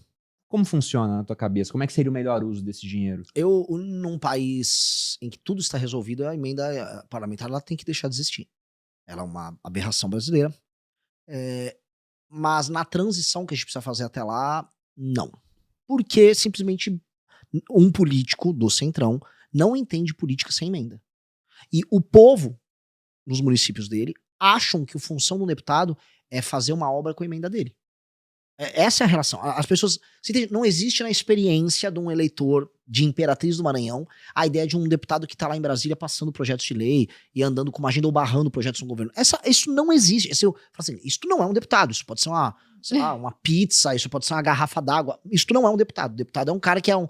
Faz uma obra aqui perto de casa. Isso. E a galera, homem bom! E depois te arruma um empreguinho. Essa é a função social do deputado. A gente vai ter que fazer uma transição de um modelo que é coronelista do século XIX, porque isso aqui é um modelo do século XIX, que o político ia lá, aquela coisa meio Dorico Paraguaçu, eu gosto do meu povo aqui, toma aqui, ó, vai fazer a feira com esse dinheirinho, toma umas telhas pra tua casa. Eles só adaptaram isso ao orçamento federal. Só que hoje, né, as emendas estão na casa dos 60 bi. É muito dinheiro, muito dinheiro. E o governo tem pouco gasto discricionário, que é o gasto para ele fazer investimento, e boa parte disso vira emenda. Acho que, primeiro, a gente começa pelos municípios, e aí a gente condiciona as emendas a atender as políticas públicas determinadas pelos indicadores de desempenho. Então, assim, cara, você quer inaugurar uma praça? Você não vai inaugurar uma praça. Agora, assim, aprenda a ganhar voto inaugurando as manilhas de esgoto que a gente vai fazer aqui. Se vira. E você também não vai desviar esse dinheiro, senão você vai muito preso. Agora, tá aqui, nós vamos fazer, ó, você vai precisar mandar um dinheiro, ó, eu vou precisar fazer aqui uma UBS, aqui. Tá, vai fazer UBS, não vai ter desvio de dinheiro pra fazer UBS, vai dar tudo certo, você inaugura a UBS. Mas não vai ser uma UBS inútil, que você só faz pra falar que eu inaugurei a UBS. Vai ser a que no planejamento é necessário pra ter nesse município. E vai ter que ser isso, infelizmente. Entendeu? Então, porque no fundo, o que o político quer com a emenda? Ele quer desviar o dinheiro e quer encontrar o eleitor. E falar pro eleitor que ele é muito bom. A gente vai proibir ele de desviar o dinheiro e a gente deixa ele encontrar o eleitor. Ó, pronto, encontra o eleitor. Oh, você é bom, homem é bom. Até a gente alterar a correlação de forças do Congresso e acabar com essa babaquice. Agora, pegando o ponto da segurança pública, porque dentro das demandas do brasileiro hoje em dia, essa se tornou uma das principais, né? É um problema grave. O Brasil, inclusive, tem organizações criminosas que os Estados Unidos querem classificar como terroristas. Eu já vi o PCC, o Comando Vermelho, por exemplo. Como é que é a tua ideia sobre isso? Essas organizações têm que ser classificadas de fato como terroristas? E qual seria o plano missão para mudar a segurança pública no Brasil dentro do que o Poder Executivo pode fazer, no seu caso como presidente, né? Porque isso depende também de governadores. A classificação como terrorista, ela começou a ser usada pelas pessoas muito porque ela é fácil, é uma analogia fácil. É tipo, um terrorista é alguém claramente que eu tenho que combater de um jeito mais intenso. Então todo mundo entendeu. A ideia do direito penal do inimigo que a gente defende é basicamente isso, só que o conceito não é classificar como terrorista. É tanto a facção criminosa quanto um grupo terrorista serem qualificados como o inimigo, que é alguém onde o direito tem que atuar de maneira muito rápida e muito dura. Ou seja, essa pessoa dispõe de menos direitos e prerrogativas ao adotar ser parte de uma facção criminosa, de um grupo terrorista, de um grupo de extermínio. A classificação tem que ser muito precisa, para você não começar a enquadrar adversários políticos dentro disso. Então tem que ser muito precisa, muito clara. E aí, com base nisso, você cria uma categoria especial em que as forças de investigação e as forças policiais terão meios de agir de maneira muito enfática nos estados e municípios. E a lei que passou agora, recentemente, ela já vai se encaminhando para isso. A gente tem já alguns avanços. Agora, a gente tem um problema prático, que é, a aplicação disso nos estados com os governadores, porque eu vou dar um exemplo, talvez um governador, o Kim ganhou aqui em São Paulo, ele vai querer fazer isso. Agora, o governador do Ceará do PT quer fazer isso? O governador lá da Bahia quer fazer isso? Eles não querem nada. Eu tive lá no Ceará, o Comando Vermelho não é que ele tá ganhando grandes batalhas, ele tá ganhando por WO. E não é que a polícia não quer fazer, é que o governador não mobiliza a polícia para pegar o Comando Vermelho. Tem uma preguiça ou uma leniência, um acordo. Eu não sei exatamente a razão. Tem que tomar cuidado que ele ganha sempre na justiça contra mim. Mas, factualmente, o Comando Vermelho cresceu muito no Ceará. Então, talvez, mesmo com essa legislação, o governador se ausente. E aí tem que entrar a postura do presidente da República. Que é, e eu estou avisando, todos os locais tomados pelo crime organizado, nós temos que colocar eles em estado de defesa. Isso não é uma opinião minha, não estou tirando a palavra da cabeça. Isso é previsto na Constituição. E, por exemplo, membros do BOP, policiais do BOP, vários já falaram sobre isso. Olha, para você conseguir entrar na casa de uma pessoa em que o bandido se esconde numa favela, você precisa de um mandato, mesmo com a GLO. E precisa fazer isso sem um mandado. Com o estado de defesa você pode. Então você coloca só aquela região, só aquele bairro, aquela favela ou aquela cidade no estado de defesa.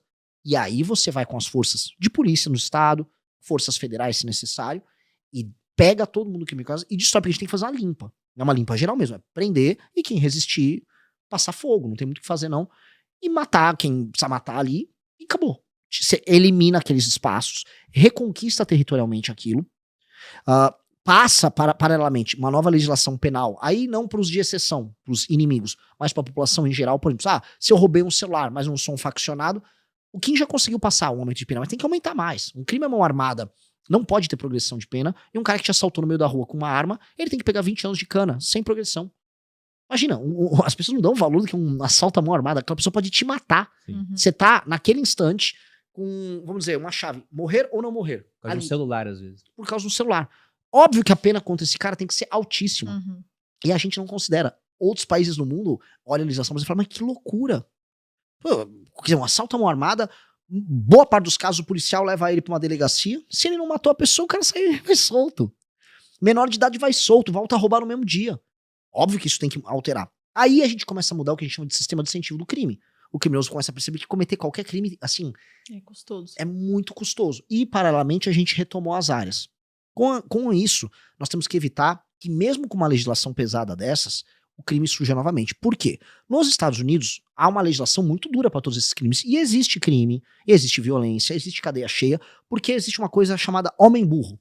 O homem burro, em geral, sem a presença paterna, ele toma decisões por impulso. Ele não faz esse cálculo econômico, né? Não de faz. benefício e malefício. Porque se fosse só a lei e ordem, polícia, inteligência, não haveria mais crime. Em alguns lugares tem. Nos Estados Unidos é um exemplo disso, tem muito. A pessoa, pô, você vai fazer um assalto à mão armada, cara, você vai ficar preso pro resto da tua vida. O cara é um idiota, o cara vai lá e comete.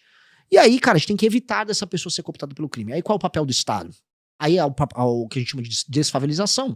A gente tem que investir em infraestrutura, levar a escola, fazer o acompanhamento com o menino que vai entrar no crime. A gente sabe, tem literatura abundante sobre como é a cabeça do jovem que entra pro crime. Em geral, filho de uma mãe solteira, em geral com a pouca ou nenhuma presença paterna, em geral em lugares pobres, em geral com péssimo desempenho escolar. Você já sabe onde estão esses rapazes? Você consegue dar um acompanhamento psicológico, você consegue puxar ele pra si antes que o crime leve ele. Que é isso, ao retomar as regiões mais pobres do Brasil, que a gente precisa fazer. A gente precisa identificar esses meninos, ter um tratamento, ter um atendimento especial a esses meninos, para que esses meninos não sejam cooptados. E aí você faz o trabalho completo.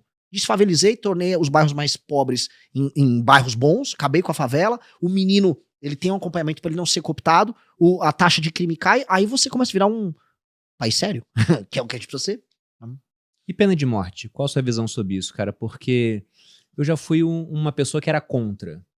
E aí depois que eu me tornei pai, o algoritmo do Instagram começou a me entregar coisas sobre crianças. Tanto coisas educacionais, quanto também tragédias e casos de pedofilia e coisas que você lê assim e fala, cara, como é que isso aqui existe?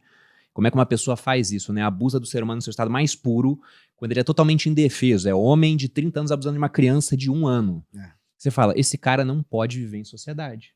Mas ele vai preso, fica um tempo lá e depois ele tá solto pra abusar de novo. Exato.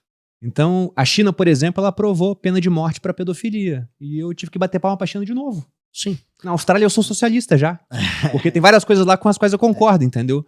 Queria saber a tua visão. Bruno, o direitista brasileiro, se conhecer um pouco da experiência chinesa, ele vai ficar um pouco assustado com o que ele vai concordar. Lei e ordem. Vai entrar com uma caixinha de som no transporte público na China. Isso aí, né? Vão chamar a polícia ali pra você. Não tem isso. A China é um país sério. Existe uma coisa assim, antes do direito e esquerda, é você se levar a sério. O Brasil não se leva a sério. O Brasil não leva o espaço público a sério, não leva o sono do trabalhador a sério, não leva nada a sério. A gente é uma esculhambação. E aí, se você vai tentar ser sério, vão te suar. Eu quero passar uma legislação muito dura, assim. Jogou bituca de cigarro na rua, é multa alta. Se você é reincidente, você tem que tomar uma cana. Aí vai ter que pagar uma fiança alta pra sair. Por quê? Porque a pessoa tem que entender que o espaço público tem que ser respeitado. E o brasileiro aprende. Antigamente ninguém usava cinto de segurança. Passaram a usar. Brava. E o cigarro? Todo mundo fumava cigarro lá, tal, ia num barfo. Passou a lei, tá multando o bar e todo mundo se adaptou.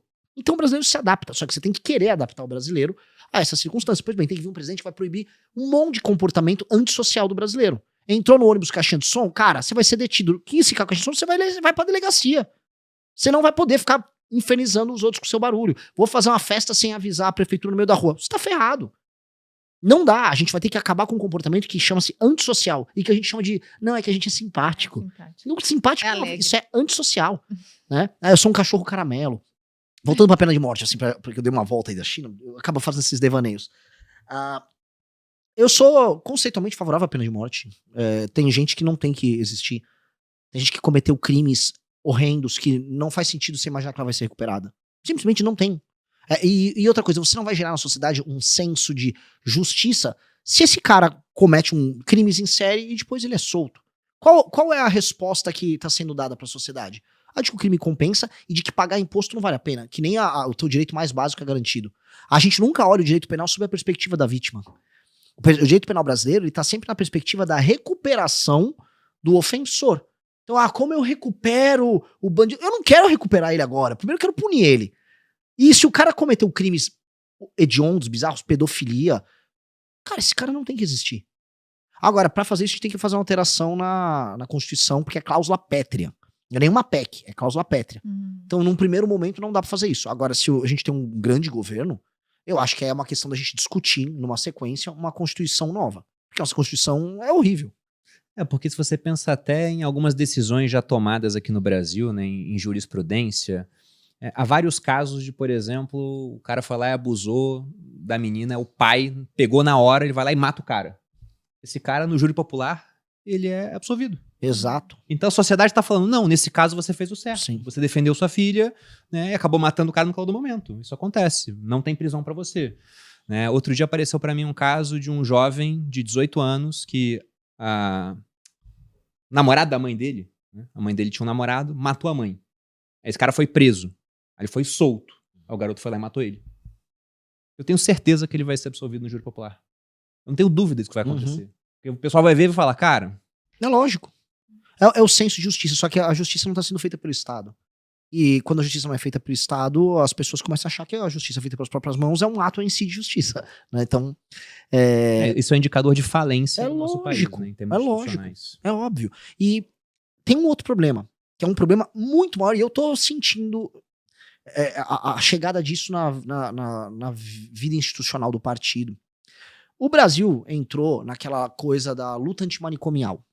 Isso já faz desde os anos 80. A ideia de que os centros de atendimento a pessoas com problemas mentais, vamos colocar aí, são lugares de tortura, e que, na verdade, isso tem muita literatura pós-moderna francesa, eu já li muito Deleuze, essas coisas.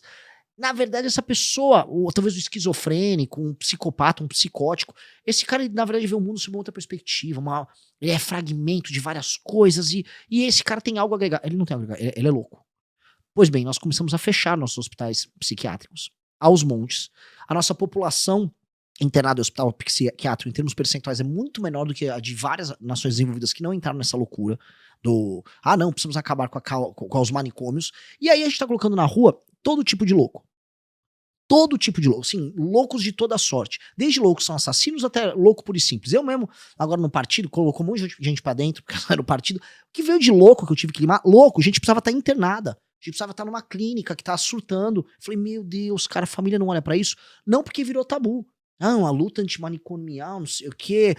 Cara, uma pessoa, a gente foi pegar, porque o Kim entrou na justiça, entrou no STF pra tentar evitar que soltassem todos os psicopatas, os assassinos que estão nos hospitais psiquiátricos. E aí ele foi conversar com os médicos, os próprios assassinos falavam, olha, eu sou doente, se me soltar eu vou, né, abusar de uma criança, eu vou matar alguém. Eu não posso, eu tenho que ficar preso. Mas o governo tá falando, não, você tem que ir pra rua que você tem uma subjetividade diferente. Isso é loucura. Então uma das coisas necessárias nesse caso é, nós precisamos voltar a internar um monte de gente no hospital psiquiátrico. Boa parte dos moradores de rua são pessoas com problemas psiquiátricos graves. E aí, em vez de elas estarem no hospital, elas estão basicamente morando no meio da rua, na pior condição possível. Com todas as violações possíveis de direitos humanos, e com um político, porque o morador de rua, não sei o quê, com aquele padre que foi dando marmita e destruindo o centro. Isto é loucura. Isso é louco. Então, assim, nós temos que evitar isso, porque boa parte dos crimes que são cometidos, crimes violentos, bizarros, eles são feitos por pessoas com gravíssimos problemas psiquiátricos. Essa pessoa que cometeu esse crime, pena de morte, outras internação pra sempre, porque ele é louco. Só que o louco hoje tá cada vez mais na rua. O louco tá sendo normalizado. E agora pegando já na parte da economia, você citou, o Brasil é um país que está envelhecendo, e de fato isso está acontecendo. Se a gente pega até a nossa previdência pública, o ano passado a gente atingiu a marca pela primeira vez de um gasto superior a R$1 trilhão. Se a gente olha o que foi o embrião do nosso modelo previdenciário, a gente volta praticamente 100 anos no tempo, 1923, era a Lei Eloy Chaves. Naquela época nós tínhamos 14 jovens para cada aposentado. Hoje nós temos 4, desses 4, um é neném, segundo a OCDE. Desses 3, 1,5 é informal, então você tem basicamente 1,5 cara para pagar aposentadoria para um. Só que a gente está tendo menos filhos que o francês, por exemplo, menos filhos que o islandês, que o polonês. Então a gente está abaixo da taxa de reposição da população, que seria 2,1, a gente está com 1,6 filhos por casal. E num estágio onde a gente já perdeu aquele bônus demográfico, né? Porque o Brasil já está envelhecendo, já tem mais pessoas com 40 anos do que com 4. Daqui a pouco vai ter mais gente com 60 do que com 6. Como é que você vê o futuro do Brasil sob essa perspectiva, sendo que, pô, o que torna uma nação rica é ela ficar mais produtiva? E o Brasil está com a produtividade estagnada desde os anos 80. O que, sempre que eu leio, eu custo acreditar, que eu falo, cara, como é que isso é possível? Anos 80 não tinha computador, não tinha smartphone, não tinha internet, agora não tinha tem tanta internet nada. Que fica todo mundo nela fazendo meme e não fazem porra nenhuma. Já tinha eletricidade? Tinha, mas tinha muita gente que não tinha eletricidade. Não tinha nem TV. TV a cores era uma... Como é que não aumentou a produtividade do Brasil, né? E aí a gente não vai ficar mais rico, porque para um país produzir mais, ou é mais gente produzindo, passou essa fase, próximos 30 anos a população do Brasil não vai crescer, diminuindo. Ou são as mesmas pessoas produzindo mais, só que o brasileiro não produz mais e a gente está discutindo ainda diminuir jornada de trabalho. É uma calamidade. Isso é uma calamidade. Ainda assim eu estou otimista. Veja, primeiro eu vou aumentar o problema. Boa parte das pessoas... Mas seu otimismo está condicionado a você no poder. Tipo, se continuar o PT, você fica pessimista? Sim, eu sou otimista porque os ganhos de produtividade dados pela revolução tecnológica que está vindo agora, a gente está vendo, eles serão colossais. E se bem implementados com marcos regulatórios certos, você vai dar um salto de produtividade. E acho que a gente vai ter um salto de produtividade no mundo e um salto deflacionário para muitos produtos e serviços. Dado que a tecnologia vai propiciar isso. Tecnologia é uma baita força deflacionária, já vista que o que você tem num celular hoje, no smartphone, se fosse comprar separado nos anos 90, isso é uma fortuna, pô. Sim. Então, agora, é impressionante como, apesar das forças deflacionárias, hoje o campo produz muito mais do que lá atrás, a comida fica mais cara, sendo que ela é de pior qualidade ainda, né? Então toda vez que a gente cria uma força deflacionária, o governo vai lá e faz o quê? Inflaciona a moeda. Sim. Até porque o agro nosso é usado no fundo pelo governo para gerar reserva para ele e gastar mal. É desesperador. Mas por que eu acho, assim, haverá essas forças e com um governo certo que tem uma agenda de competitividade, você consegue aproveitar essa espécie de surto de ganho de produtividade. O problema é que hoje não há estímulo nenhum a isso. E mais, ainda tem um problema. Onde há uma demografia maior, há maior nascimento de pessoas, são os lugares onde a educação é pior, os índices educacionais são piores. Então a gente está também formando uma massa de pessoas que estão nascendo agora, nem um pouco aptas a fazer o uso dessa tecnologia. Eles fazem um uso passivo. Tem um uso passivo mais escroto do que o cara que tá no jogo do tigrinho? O celular do cara é meme no TikTok ou no Kawaii, jogo do tigrinho, o auxílio, analfabeto funcional. Tem um problemaço.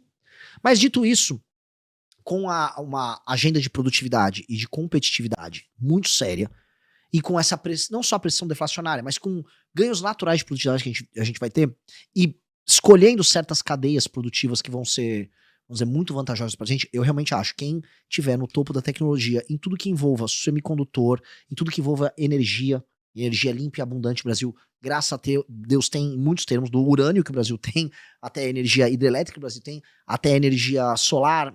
Isso vai nos permitir entrar em determinados setores com alta produtividade, com geração de, não só de arrecadação, mas de empregos de qualidade, e você vai começar a criar uma massa que aumenta na média a produtividade brasileira. Nesse sentido, se alguém faz as reformas certas, a gente ganha uma segunda chance, né? Uma espécie de um atalho. As terras raras são isso.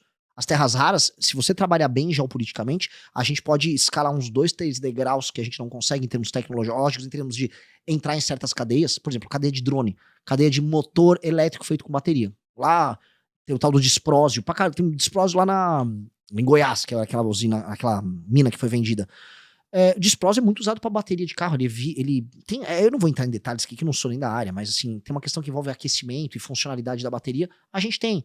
Como a gente faz para, sem ser fake, sem ser aqueles discursos de Lula de terra-brás, a gente tem uma cadeia que chegue até a bateria do motor elétrico. Porque hoje a gente tá vendendo lá um composto que vai pra gringo. Ah, não, dá pra chegar no ímã. Tipo, tá, mas eu quero chegar na bateria. Como é que eu chego na bateria? Vai ter que ter em algum momento uma agenda de competitividade, senão um americano ou um inglês, pra falar, não, olha, não adianta eu montar uma empresa no seu país, porque o tanto de imposto que eu pago, os custos trabalhistas, tem aqui o custo de energia, é um caos. Não vale a pena, e um chinês já tá fazendo isso lá, eu vou perder pro chinês. Então, só me vende aí seus próximos, me enche o saco. Como a gente atrai isso? Como tem a transferência de tecnologia? Não dá para ser ao modo brasileiro dos últimos 50, 60 anos. Reserva de mercado, subsídio do BNDES, renúncia fiscal. Esse é um modelo brasileiro falido, que quebrou as indústrias brasileiras e que criou essas distorções tipo Zona Franca. Pra gente ter uma cadeia, tem que ter uma super reforma de competitividade. E aí eu acho, aí você falou, você tá otimista com um governo seu? Sim. Eu acho que com uma agenda dessas, você vai aproveitar certos atalhos que a gente vai ter. Terra rara é um, energia é outra, terra agricultável que a gente ainda não explorou tudo é outra, pra gente pegar um pouco aí pegar esse atalho e começar a buscar a diferença pros outros países. Porque hoje, se a gente falar, vou ter mais 20 anos de governo, assim, Lula com um centrão aqui, uma direita meio Bolsonaro, tipo o Nicolas se vira presidente daqui a 15 anos, tamo ferrado. A gente tá muito ferrado. Porque não tem ninguém com uma ideia soberana e otimista e inteligente e produtiva do que fazer no Brasil. A gente tá muito ferrado. Eu fico pensando às vezes, cara, que o Brasil, no sistema que a gente tem, né, essa república democrática, vamos colocar, de coalizão, onde para fazer alguma coisa tem que ter muita gente do seu lado, senão nada avança, e aí é despejar dinheiro em emenda parlamentar para ver se isso acontece, isso desanima um pouco, porque você citou Singapura, por exemplo. Cara, lá o Lee, ele ficou no poder 31 anos, né? Então não dá pra falar que foi um sucesso de uma experiência democrática. Exato. Ele era um ditador benevolente. Ele falou, cara, isso aqui é uma bosta, eu quero um país de primeiro mundo. Sendo que é um país minúsculo. Então é mais fácil acertar uma cidade-estado do que um estado-nação do tamanho do Brasil. Em El Salvador, uma das críticas que o pessoal faz à questão do Bukele lá, que fala, pô, ele tá abusando do poder, o cara já é quase um ditador. Eu falei, pô, mas ajeitou o país, né? Só dá pra ser... E o cara que faz essa crítica é o cara com a camisa da China, do Xi Jinping, né? Lá é um ditador. Pô, e na China, é o cara ditador também, né? Acertou o país. Então não tenho dúvida que várias pessoas, se tivesse essa chance de, ó, você tá no poder no Brasil, tem 100 dias pra mudar tudo, você faz o que você quiser. Eles acertariam muita coisa no Brasil. Agora, o jogo democrático, essa política, quando você falou, pô, o cara do Amapá tá mandando no Brasil, ele tem os interesses próprios dele, não tá muito pensando em longo prazo, ele só quer que o boi continue lá, né? E o carrapato não pode matar o boi tá vivo, então tá bem, né? Por isso que eu não consigo ser otimista com as eleições. Eu não acredito que dá pra mudar, assim. Você fala várias coisas aí, eu fico olhando e falo, é muito difícil implementar. A gente tem que gerar as assimetrias que alterem as correlações de força. O que o Bukele fez? Ele gerou uma simetria dentro de uma democracia. Ao resolver a questão do crime, ele acumulou tanto poder que ficou assimétrico. E aí esse capital político acumulado, ele gastou nas coisas certas. Então ele gastou na desfavelização, ele gastou nas reformas nas cidades e agora tá gastando no sistema de saúde. Aí o eleitor, ele só vai ficar com o Bukele mantém a aprovação próxima da casa dos 90%. E aí a gente vai... Na época de rede social, isso é bizarro, né? Bizarro. Porque o Lula já teve 80, mas, cara, era outro Brasil. Ninguém sabia de nada. Bizarro.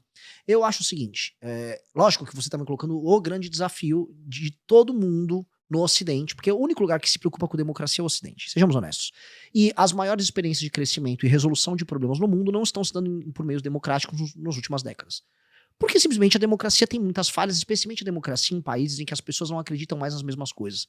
A democracia na América, tem até um livro maravilhoso do Alex de Tocqueville, que contava do modelo de vida americano, era um modelo em que todo mundo acreditava no mesmo sistema de valores.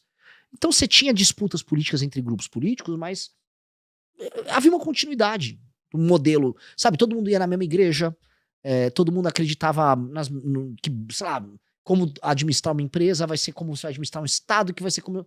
Tudo estava mais ou menos na mesma linha. Dos anos 60 em diante, tudo isso vai moendo. E aí as democracias vão virando sistemas de autossabotagem. E aí todo aquilo que a gente chama de Ocidente, democrático, tá em pandarecos. Então a república, o modelo republicano democrático do Ocidente tá quebrado sim. E é proibido falar isso, porque, então você vai dar um golpe, todas aquelas discussões. Mas assim, a gente precisa falar, a democracia tá em crise. E a culpa não é dos populistas de direita. A culpa, assim, para estudar isso, talvez a culpa seja do pacto que o mundo fez após a Segunda Guerra Mundial, que estabeleceu que você tem uma economia de mercado com democracia, é o modelo que você tem para enfrentar o comunismo. E aí, quando caiu o muro de Berlim, quando acabou a União Soviética, veio aquela ideia, a história acabou, e pronto, acabou tudo, e é isso. E aí veio a China, não, a história não acabou, existem outros modelos, Singapura existem outros modelos, e a gente tá crescendo bem mais que vocês, e vocês estão envelhecendo, ficando frágeis e perdendo vitalidade. E é um problema. Então, o que a gente propõe? eu acho que o que a gente chama de Ocidente tem que reformar a democracia. Porque tem uma coisa boa na democracia, a troca de poder. É muito legal se você tá em Singapura e cai no Lee Kuan Yew. Mas se você cai no Fidel Castro... Não, cai no Maduro. Aí você tá alinhado. Então, são quantos Lee Kuan Yews pra outras porcarias, né? Então, como reformar isso? Como ter isso? Eu acho que a troca de poder, ela é muito importante. Agora, um sistema que acha que a democracia resolve problemas e os sistemas de incentivo que, por exemplo, o modelo chinês tem, para que um político ascenda, sem depender apenas do voto, da compra de voto ou de gravar vídeo em rede social, mas através de indicadores de desempenho objetivos, tal qual uma empresa, que aí sim a entrega acontece, o resultado vem e aí ele tem a ascensão dele. A ascensão dos homens em qualquer sociedade, sistemas que permitem ascensão múltipla, eles são sistemas que apresentam boas competições e você tem, vamos dizer, os melhores chegam no topo. Hoje não são os melhores que chegam no topo. Hoje, como eu disse, a gente vive numa república muito mais amapada que São Paulo. Se a gente altera os sistemas de meritocracia no Brasil, pode ser que a gente proponha para o mundo uma reforma. Que foi isso um dos artigos que a gente publicou na gringa. Tem muita gente na direita americana, direita europeia, traduzindo o artigo nosso, traduzindo a nossa tese. Tem um artigo famoso que chama Meritocracia no Brasil,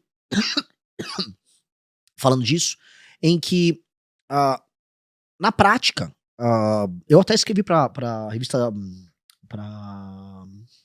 Palladium, que é uma revista lida assim, pelo Peter Thiel, pelo Elon Musk, é uma revista lida pelo topo do Vale do Silício, principalmente a galera de direita no Vale do Silício. E o que a gente está propondo é isso, olha, talvez estabelecer um sistema meritocrático, ter um partido forte que consiga executar isso, sem abdicar da democracia, seja possível.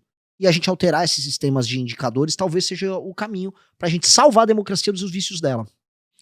Eu gosto de pensar sobre aquela ideia do véu da incerteza, do John Rawls, que é bem interessante, né? Ela mostra o quanto o mundo hoje é melhor do que no passado, porque se você tivesse que escolher uma época para nascer, sem saber qual seria o seu sexo, a cor da sua pele, qual época você escolheria? Provavelmente seria melhor nascer agora. Do que, o Bruno gosta muito da história do Império Romano. Eu não queria nascer lá, cara. Entendeu? Porque primeiro eu podia morrer antes dos 6 anos de idade, com qualquer tipo de doença, mas dependendo de onde eu nascesse, a chance era muito grande de ser um escravo. Independentemente de cor da pele, eles eram bem democráticos nisso, né? Perdeu-se é escravo. Né? Então seria muito bom nascer na época atual. E quando eu coloco as críticas da democracia, eu ainda escolheria um regime democrático para nascer também. Porque é o que você disse, né? Não, tu vai nascer em um canto. E aí? Você pode escolher regime democrático ou é o poder embaixo de... um poder ali com um único homem, né? Você vai estar embaixo dele. Aí você pode dar sorte e ir para uma Singapura, do Lee Kuan, ou você pode cair num Maduro, num Castro, lá em Cuba. Então, ainda escolheria a experiência democrática. Mas a democracia tem essas limitações, né? Sim. Demora muito para as coisas acontecerem. Sim. E não era para ser assim. Vou dar um exemplo. A Europa, logo após a Segunda Guerra Mundial, toda democrática, né? O lado de cá, da divisão ali, que houve entre a cortina de ferro da Rússia e os ocidentalizados, com democracias, eles tiveram um baita crescimento econômico. O Japão, no pós-guerra, também teve. Você teve várias experiências que, quando o país está mais ou menos unificado no, desculpa o termo marxalístico, no mindset geral, o sistema de valores, ele vai. Hoje isso está completamente corrompido. Você vai pegar, por exemplo, o sistema de valores do petismo e colocar isso para um brasileiro comum. Ele vai olhar para ele e falar, cara, isso não tem nada a ver. Se eu vou botar um juiz trabalhista, não tô falando de um promotor do Ministério Público do Trabalho, um juiz trabalhista e um empresário, não há nenhum ponto em comum praticamente. Não há, assim, não há como conviver numa sociedade que ela tá tão dividida em termos ideológicos, em termos de valores. E ao mesmo tempo, as pessoas mais produtivas mandam menos. Então, a democracia brasileira, ela é uma democracia que ela tá muito viciada.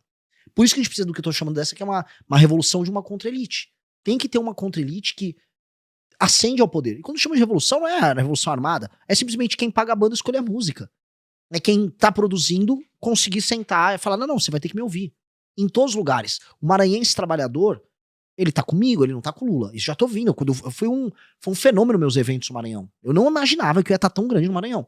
Porque eu simplesmente falei lá pros maranhenses, estão roubando vocês e o dinheiro que tá sendo roubado nem é de vocês, de lá de São Paulo, lá de Santa Catarina. Os caras, é verdade, não, tá uma desgraça, alguém precisa falar isso aqui mesmo. Nunca foi falado isso pros caras, eles nunca foram tratados dessa maneira. E aí eu comecei a reparar que mulher que trabalha, o cara que é Uber, todo mundo, o trabalhador, não, tô contigo.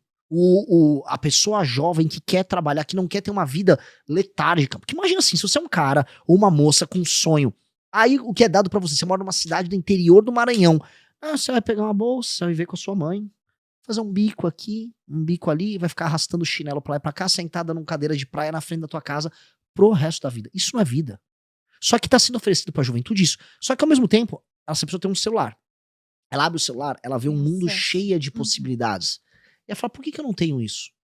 Se ela sair de lá com uma mão na frente e outra atrás e se mudar pra São Paulo, pra Curitiba, pra Goiânia, ela vai morar numa favela, ela vai pegar um subemprego e ainda, né, ela nem vai ser bem... Porque hoje já tendo problemas com migração, as pessoas estão ficando bravas com migração, destruição de modelos de vida. Os catarinenses estão muito pistola. A galera do Pará vai pra lá, faz favela, fala, pô, nunca teve favela na minha cidade. Então você começa a ter esses conflitos. Pô, como é que eu faço pra essa pessoa, ela atingir, começar a realizar o básico dela, sem precisar migrar e se favelizar, viver mal em outro lugar, longe dos parentes, longe da comida que ela come? Como? Essa é uma equação, assim, isso tem que ser resolvido. Agora, falando de coisas mais imediatas, Renan, a gente falou bastante do futuro do Brasil, eleições, cara.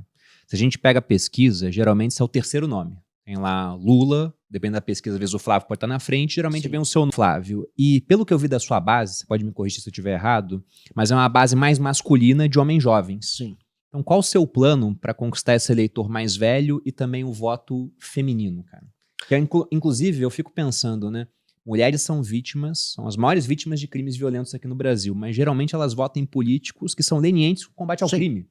Como é que você vai para dar transparência para isso, para o público feminino, por exemplo? Isso não só aqui, mas em todo o Ocidente. A mulher jovem, assim, a mulher jovem vota muito mal. Muito mal. As pessoas que começaram o trend do Zoran Mandami lá em Nova York, mulheres jovens.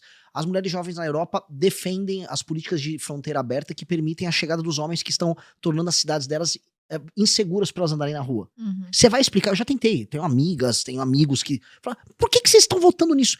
Não, mas tem que entender que, não, porque seu discurso é preconceituoso. Não tem preconceituoso, você não tem que, não existe preconceito em você ser, vamos dizer, contra a ideia de que um cara que mora na Síria ou que mora no Afeganistão com comportamentos tribais com relação à mulher, tem o direito de mudar pro seu país e você ainda pagar por isso. Isso é um absurdo.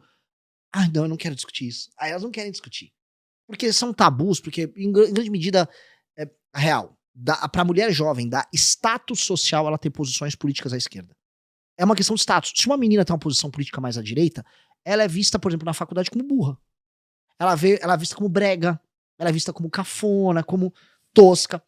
Não existe uma coisa aspiracional ligada a isso. Uma mulher urbana, jovem, ela tem sem coração, na verdade. Também sem coração. Mas é assim, as mulheres, elas têm uma habilidade muito maior que a dos homens de entender hierarquias de status social. As mulheres elas olham e sabem detectar num espaço, num restaurante, quem tá em qual mesa, quem manda ali. A mulher tem isso inato. E ela entende que você tem um status social maior com determinadas posições políticas. Você vai ver os bairros em que as pessoas são mais trendy, são mais estilosas, são bairros em que as posições políticas são mais à esquerda. O Leblon, você vai pegar no Rio de Janeiro, você vai pegar, sei lá, Botafogo no Rio de Janeiro, você vai pegar Pinheiros aqui em São Paulo. E por mais que em outros bairros as pessoas tenham até dinheiro, vou dar um exemplo, Alphaville. A pessoa de Alphaville é considerada por um cara de Pinheiros brega. Uma Pablo Marçal mora em Alphaville. Mesmo que a pessoa tenha mais dinheiro. Porque é diferente. Então as mulheres entendem isso de uma maneira muito diferente. Muito, muito diferente. E certos modismos que a esquerda colocou como aspiracionais, eles se estabelecem. Aí você vai ter toda a cultura pop que se alimenta disso, a universidade.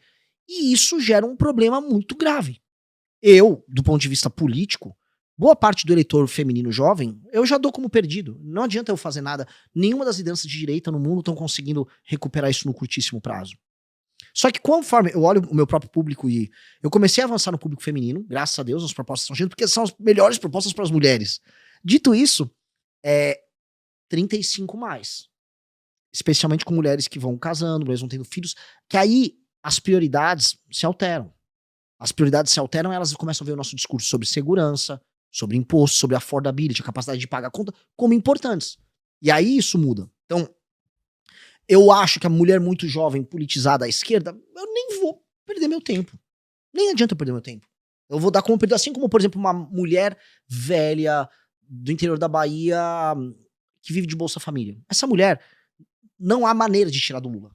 Eu vou focar no filho dela. Talvez na filha dela casada, filha dela produtiva. Agora, aquela mulher não adianta. Então, tem certos elementos que, assim, certos, vamos dizer, tipos humanos, certas categorias, que não adianta eu discutir. Certos tiozões do Zap ultra bolsonaristas que estavam lá, a turma do detergente, cara, não adianta. Eu consigo obter a maioria para ir pro segundo turno, e depois para ganhar o segundo turno, do ponto de vista estatístico, conversando com outros setores do Brasil. E tem gente abundante para conversar. Agora, alguns não adianta. Então, na pesquisa Atlas, eu tô começando a avançar. Eu era muito forte do 16 a 24, e eu tô começando a espraiar do 25 a 35. E do 25 a 35, literalmente assim, é do mais jovem pro mais velho. E a boa notícia disso é que boa parte dos fenômenos de vanguarda na direita no mundo, eles começam com o homem jovem. Porque o homem, igual, por exemplo, você vai lançar uma determinada marca, um produto, você precisa da mulher jovem para gerar o trend, em cima de pra gerar o hype, né, em cima de um produto. Em tendências políticas novas e memes, é muito o homem jovem. O homem jovem é muito, ele estabelece a tendência àquilo. Em geral também a adoção de novas tecnologias, o homem jovem entra muito firme. E ele acaba convencendo as outras pessoas. O que tá acontecendo? Por que minha base é chata? A galera tá, Renan, não sei o quê. Porque ela tá tipo, pô, vambora, é a nossa vez, nossa geração, vambora. Entendeu? É uma energia que acaba contagiando. Porque às vezes ele vai chegar pro pai meio despolitizado. Pô, pai, é Renan. Eu falei, tá bom, meu filho falou, Renan. Isso vai acontecer. E isso não é captado nas pesquisas. Por quê? Porque esse pai desse jovem altamente energizado, se é uma pesquisa captar ele, não sei, eu sou anti-Lula, eu vou votar no Flávio. Tem um Bolsonaro, é Bolsonaro. Só que ele não vai votar Bolsonaro na reta final. Onde a gente viu isso acontecer? A votação do Arthur, que aparecia com 2% nas pesquisas para prefeito de São Paulo, que tinha esse mesmo eleitorado jovem, veio o dia da votação, ele quintuplicou e subiu para 10. Por quê? Porque esses jovens viraram no dia da votação, que você vai gostar disso aqui, é bem interessante. Tem uma curva exponencial de atenção com política. Assim, aqui tem, ó. Uhum. E boa parte das decisões de voto são tomadas assim nas últimas 48 horas. E se você tem uma base muito quente, essas pessoas vão convencer as que estão menos politizadas. Então, essas pessoas jovens, se eu vou esquentando e vou aumentando, elas vão se espraiar nos demais. O que eu preciso? Se o Arthur virou de 2 para 10, se eu vou até as vésperas da eleição, eu passo de 10, vou para 11, 12, eu tô muito no jogo. Muito, muito no jogo para disputar. Porque eu tenho a base mais ativa, a base mais quente. Você citou isso do detergente algumas vezes e eu não consigo deixar de pensar no paralelo com os americanos. Porque o Donald Trump, há um tempo atrás, ele veio com a ideia de que Tilenol pode ser responsável pelo aumento do número de pessoas com autismo nos Estados Unidos. Aí eles começaram a tomar Tilenol como Exato. Se não houvesse o amanhã. E aí eu até falei, pô, interessante, né? Ele vai parar de tomar lá, a gente vai conseguir ver se vai diminuir nos próximos anos. É meio que um estudo científico feito em campo aberto. Mas não tinha prova quanto a isso. Aí teve um pessoal de esquerda, o Trump falou, começaram a tomar muito Tilenol. Uma mulher grávida tomou, o bebê morreu. Nossa. Porque ela tá grávida, pô, entendeu? Ela se entupiu de Tilenol, teve essa consequência. Se fosse pouco, talvez não passasse nada, entendeu? Mas ela tomou muito, só pra provar que o Trump tava errado. E no final ela acabou perdendo o bebê. Aqui no Brasil, felizmente, tomar detergente não vai matar ninguém. Mas é um negócio que eu olho também e falo, cara, pra que estão fazendo isso, entendeu? Assim, é um negócio que me envergonha, né? Como alguém que quer um político de direita eleito, porque eu não quero Lula, ou alguém de esquerda, eu olho pra aquilo e falo, caralho, como é que pode, cara? Mas isso é abuso, né? Isso é abuso intelectual. Porque no fim do dia termina sendo um abuso intelectual. As pessoas acabam promovendo. Por exemplo, vai o velho da van. O velho da van vai, isso aí, aqui ó, detergente IP. Ele pega um senhor de idade que não sabe usar direito isso aqui, mas que fica lá caindo no besteirol dos caras. É isso aí, é IP mesmo, vambora.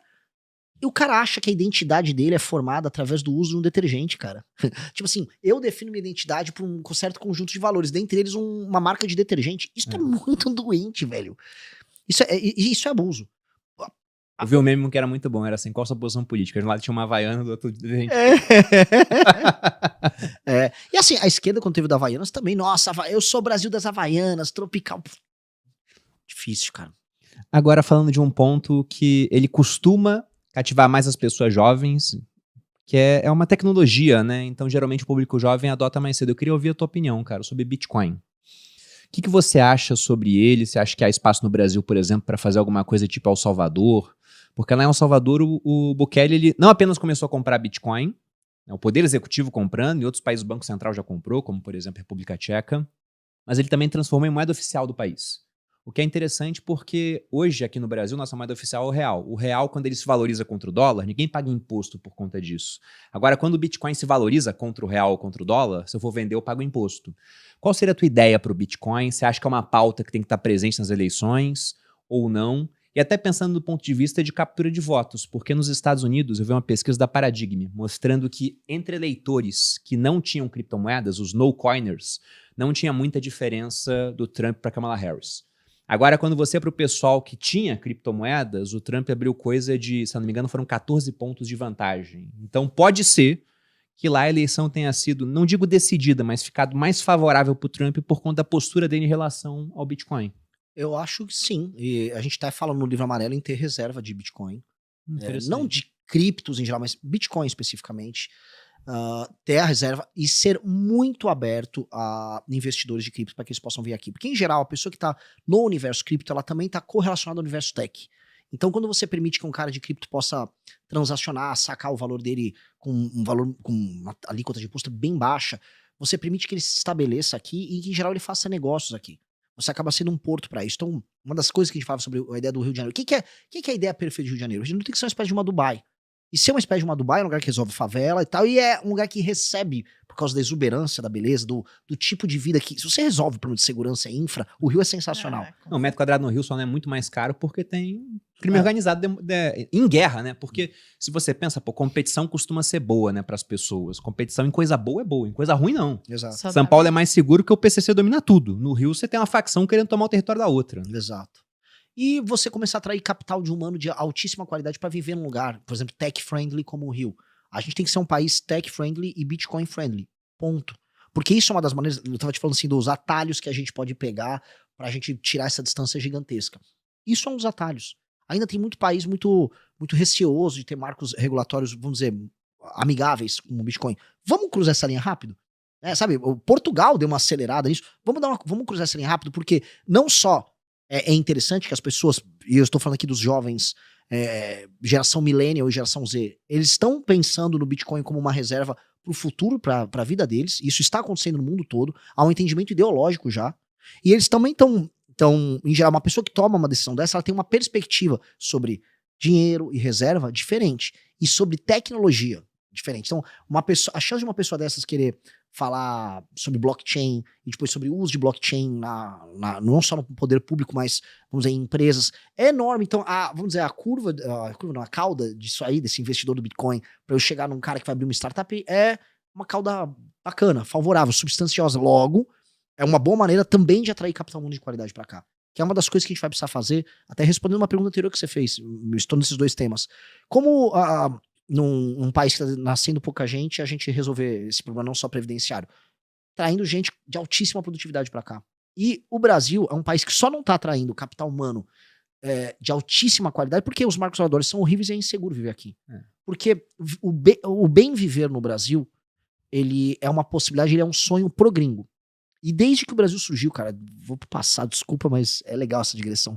Tem um livro do Sérgio Barros de Holanda que chama Visão do Paraíso.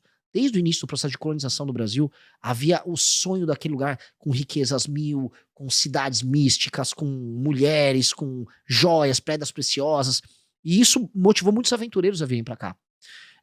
Esse sonho, essa visão idílica do Brasil, já teve exploradores, pesquisadores gringos que passaram no século XVIII, XIX. Sabe? A ideia do Brasil como um paraíso na Terra, ela ainda existe no mundo. Só que hoje ela não é vista assim, hoje é um lugar que meio que deu errado e é violento. Mesmo assim, o turismo no Rio de Janeiro nos últimos 2 anos ele aumentou. Porque mesmo com todos esses problemas, vir pra cá e a comida no Brasil, o clima no Brasil, as relações sociais no Brasil, elas são mais leves do que em outros lugares. E isso permite, por ser um país dentro de um sistema de valores ocidental, um lugar passível de ser bem vivido. Melhor do que, você prefere viver em Hamburgo ou prefere viver no Rio? Cara, Hamburgo dá tudo certo, mas é ruim. O Rio dá tudo errado, mas é bom. Né? Então, o Brasil é isso. Tá tudo errado, mas é bom. Então, vamos tirar a parte do tudo errado e vamos criar os estímulos. Eu acho que a parte do cripto, um marco regulatório muito legal para cripto, e o próprio governo ter a reserva fracionária, isso é bom porque a gente começa, além de aproveitar, vamos dizer, dos ciclos, ou quebras de ciclo que o Bitcoin pode te trazer, você trazer o capital humano. Acho que isso é política de um país que vai se abrir para receber gente inteligente. Mas a tua ideia com o Bitcoin, então, seria ter um imposto de renda mais baixo? Sim, e atrair gente para vir para cá, base nisso. E ter a reserva fracionária. Tá, interessante. E não pensa em tornar a moeda oficial? Para não ter imposto nenhum? Isso é um bom... Eu não sei. Isso é meu voto, tá, Renan? Eu não tenho... Deixando bem claro aqui. O pessoal aqui. já falou que eu não teria como te responder, assim. Eu não cheguei a discutir isso assim, com o time, então não teria como te dar uma resposta. Intuitivamente, eu não veria nenhum problema nisso, entendeu? Intuitivamente. Então, é só eu discutir com o time, porque eu não teria como te dar uma resposta de bate-pronto agora. Mas eu gostei da sua resposta quanto ao Bitcoin, nessa questão de atrair pessoas que são mais tech, vamos colocar dessa maneira, né? Porque se você pega a demografia nos Estados Unidos, eles têm mais filhos por casal do que o Brasil. Mas mesmo assim, né, o que puxa a taxa de natalidade deles para cima geralmente são os imigrantes. E a pessoa tem aquela ideia de que o imigrante americano é um mexicano que atravessa a fronteira para trabalhar no McDonald's. Lógico que isso tem também, mas se você olha, por exemplo, o Jeff Bezos criou a Amazon, né? O sobrenome dele é do padrasto dele cubano, que foi para os Estados Unidos e passou a educação empreendedora para ele. Se você pega o Elon Musk, o homem mais rico do mundo hoje, abrindo muita vantagem sobre o segundo colocado, o cara é da África do Sul, mas ele não criou o PayPal, ele não criou a Tesla, ou comprou e depois expandiu a Tesla nesse caso, né? A XAI e agora também a SpaceX e a Neuralink, enfim, esse tanto de empresa que ele criou não foi na África do Sul, foi nos Estados Unidos. O cara é sul-africano. Se você pega o Sergey Brin, fundador do Google, cara, o sobrenome dele, né? Sergey Brin, até o nome, né? É russo. Ele não criou o Google na Rússia. Se você pega o CEO da NVIDIA, então, ele veio de Taiwan, pô. Ele é chinês, né? Mas estava em Taiwan, a família dele migrou, se não me engano, para Tailândia e depois foi para os Estados Unidos. Então você vê que as grandes empresas americanas, quase todas, elas foram iniciadas por imigrantes ou filhos de imigrantes. Sim. Por que esse pessoal não criou aqui no Brasil? Porque aqui você tem uma parte institucional muito pior do que lá, né? E dentro de instituições você tem muita coisa. Você tem a segurança, a certeza de propriedade privada. Vai fazer um negócio, não vão mudar a regra, o imposto vai ser muito maior, vão tomar de você. Você tem a questão da moeda forte. Então, realmente, o Brasil, apesar de uma geografia muito favorável, a gente perde muito nessa parte da instituição. Então, melhorando isso, com certeza a gente conseguiria atrair muita gente qualificada para cá. Com certeza. Né? E eu acho que um modelo, né, novo, aquilo que nós vamos ser em 30 anos, um modelo de um país que é poderoso economicamente e criador de marcas e ao mesmo tempo um lugar bom para se viver, é um tipo de visão quase paradisíaca para um russo. Para um russo vir para cá, tá vindo muita russa agora, para cá e para Argentina. Isso é uma revolução. Então, como a gente permitir que isso aconteça? Porque nós temos esse outro elemento que é único nosso. O Brasil é a melhor experiência possível do tal do Sul global. E mais, o Brasil é o único lugar de transição entre o tal do Ocidente, branco, e o tal do Sul global, mais moreno. A gente é a transição. A gente é o mundo possível dessa fusão. E isso entrega tantas possibilidades, porque você vai pegar uma pessoa, um criador tímido na Alemanha, aqui ele pode ser verdadeiramente feliz. E a gente só não tá deixando ele ser feliz. A gente só não tá deixando ele vir trazer o dinheiro pra cá, trazer a cabeça dele pra isso. E eu acho que essa injeção de capital humano gera a tal da vitalidade, né? Gera criação, gera dinheiro, gera possibilidades. A gente tá só lutando contra isso. Na verdade, quem tá ficando rico é o Vorcaro, né? O que já é um sintoma do problema. Bom, eu tenho uma última pergunta para fazer para você, Renan, até porque tá chegando no limite de horário, não vou te prender aqui por mais tempo, mas imaginando que você foi eleito. E aí, geralmente, os políticos usam o primeiro ano de governo para fazer aquilo que é mais impopular, porém mais necessário para que o boi não morra e o carrapato fique sem alimento, né? Então, imaginando que você tem agora os 4 anos, mas tem nesse primeiro ano meio que uma carta branca, porque você tem muita popularidade e não vão querer ir contra o que você quer fazer. Então, o que a gente esperaria de um primeiro ano de governo do Renan Santos? O que você começaria a arrumar no Brasil, pensando em ser esse capital político? E, cara, tem 365 dias para gastar esse negócio no que pode ajudar muita gente em longo prazo. Primeira coisa, ainda em 2026, ou seja, na transição, como muitos presidentes usam a transição para fazer, especialmente as reformas econômicas, eu passei uma PEC da transição, já com a PEC que foi protocolada pelo Kim Kataguiri, de reforma fiscal, uma reforma fiscal muito, muito pesada para a gente resolver a curva, a relação dívida-PIB, e a gente ter uma perspectiva de queda dos juros para facilitar investimento. Isso tem que se passar na transição. A PEC já está protocolada, já tem umas 70, 80 assinaturas coletadas. O presidente tem que entrar e falar, vamos passar isso agora. E a gente tem que fazer tudo para passar. Porque isso vai deixar a gente com um conforto do ponto de vista fiscal e até de entrada de dólares para a gente poder entrar aí quando toma posse na segunda parte, que é mexer nas leis penais, mexer nas leis de execução penal, colocar certos lugares em estado de defesa e começar a destruir o crime organizado. E você gastar os 4, 5, 6 primeiros meses do ano destruindo o crime organizado e baixando muito a percepção do eleitor e do brasileiro de segurança. A pessoa fala, cara, eu consigo andar no meio da rua com o celular.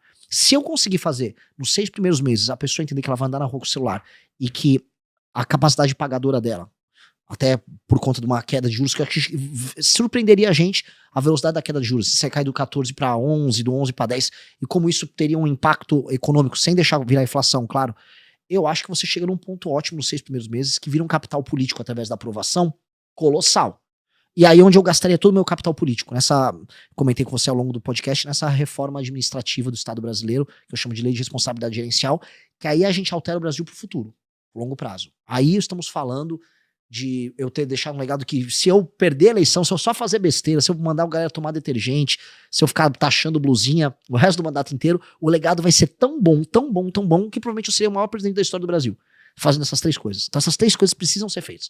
Lógico que tem reformas microeconômicas de competitividade para fazer, que eu não coloco como as grandes reformas, mas essas 3 coisas, uma super reforma fiscal focada na despesa, uma retomada do território brasileiro que está na mão do crime e a geração de segurança em todos os lugares, ou seja, seu celular está livre. E 3, a lei de responsabilidade gerencial, eu tranquilamente teria sido o maior presidente da história do Brasil. Só com essas 3 coisas. Então eu preciso fazer isso no primeiro ano. Perfeito. Muito bom. Da minha parte era isso. Sim. Renan, cara, foi um prazer recebê-lo aqui. E para quem está acompanhando, acho muito difícil que o pessoal não te conheça, né, tendo em vista principalmente agora a corrida eleitoral, os nomes já estão lá nas pesquisas sempre, mas para quem quer conhecer mais sobre você, o Partido Missão, quais são os links, redes, você falou do Livro Amarelo, onde é que o pessoal encontra isso? Fique à vontade para falar. Livro Amarelo é o livro de propostas, livroamarelo.com. Hoje você compra os estudos do Livro Amarelo, mas a gente vai lançar o livro já pra campanha, que vai ser aí, assim, o pacote com as propostas todas muito bem explicadas. Se a pessoa assina o Valete Plus, que é basicamente o nosso aplicativo, que é uma rede social interna para discussão de ideias, ali você vai encontrar uma galera sensacional para você produzir conteúdo. E me conhecer especificamente, Renan Santos MBL em todas as redes sociais. Renan Santos MBL no Instagram, no TikTok, no X, no YouTube. No YouTube, conteúdos mais aprofundados. No Instagram, um monte de conteúdo diariamente. E no X, as besteiras que eu mesmo escrevo. Não tem assessoria, eu mesmo que posto lá. Muito obrigado, Renan, por ter vindo aqui. Muita gente, inclusive nos episódios anteriores, eu falei que eu não te conhecia. E aí fui crucificada. E eu acho que é interessante as pessoas entenderem que existe um mundo para além do chat, né? Sim. Então, eu acho que é esse mundo que você precisa, inclusive, conquistar e chegar. Eu estava quieta aqui ouvindo, lendo os comentários, e eu acho que é muito pertinente que a gente tenha uma alternativa e que essa alternativa chegue nas pessoas. Então, o pessoal aí acompanhar para poder conhecer. Muito obrigado por estar aqui e vocês estarem aqui com a gente. A gente tem sempre, toda quinta-feira, um episódio novo no podcast para agregar de alguma forma a vida de vocês, e também vocês podem me encontrar no @maluperini no Instagram. Se o brasileiro fosse intolerante com corrupção, cara, não tinha como os 2 primeiros estarem sendo os 2 primeiros, né? Exatamente. Ou você tem o Banco Master, cara, né? você tem escândalo de INSS, você tem todo um legado também de coisas feitas lá atrás, né? Então, o pessoal muitas vezes justifica isso falando, pô, mas eu vou votar porque sei lá, o Renan ou o Zema não vão pro segundo turno, por exemplo. Só que, cara, o primeiro turno é pra isso, né? Por isso você vota no melhor e aí no Exato. segundo turno você escolhe o menos pior. O menos pior. Né? Segundo turno, geralmente, você tem que escolher. Aqui no Brasil, infelizmente, é assim, né? Câncer de fígado ou pâncreas. Né? O pâncreas mata, fígado você pode remover uma parte. Então, vou no de fígado. Mas no primeiro turno, não. Tem sempre muita alternativa. Mas, infelizmente, alternativas boas não costumam ir pra frente, né? Vamos ver se a gente muda isso. E vale a gente dizer, né, que agora teve o escândalo aí do áudio do Flávio ontem, e o pessoal tem uma galera que é bolsonarista ferrenha, e as pessoas tentando de alguma forma defender, e desculpa, mas se você tá tentando defender isso, você é como as pessoas que votam no Lula, você é a mesma coisa, você tá tentando defender uma corrupção. Não, a justificativa mas ele também fez filme do Lula, do Temer, porra. O cara roubou ali, mas outro roubou também. Pelo amor de Deus, né, pessoal? É isso. E, Renan, só uma informação pra você saber, cara, você bateu o recorde de audiência do podcast aqui. 22.000. Maravilhoso. Parabéns. Pô, bom, obrigado. pessoal, pra quem tá assistindo, vocês me encontram na rede social Bruna_Perini, Instagram, YouTube Você Mais Rico, e sempre aqui no Sócios. Você falou isso? Já falei. Você falou? Muito obrigado pela presença. Então é isso, gente. O nosso convidado, obrigado pela presença, espero que volte mais vezes. Pra quem assistiu, muito obrigado pela audiência, um grande abraço e até a próxima. Beijos.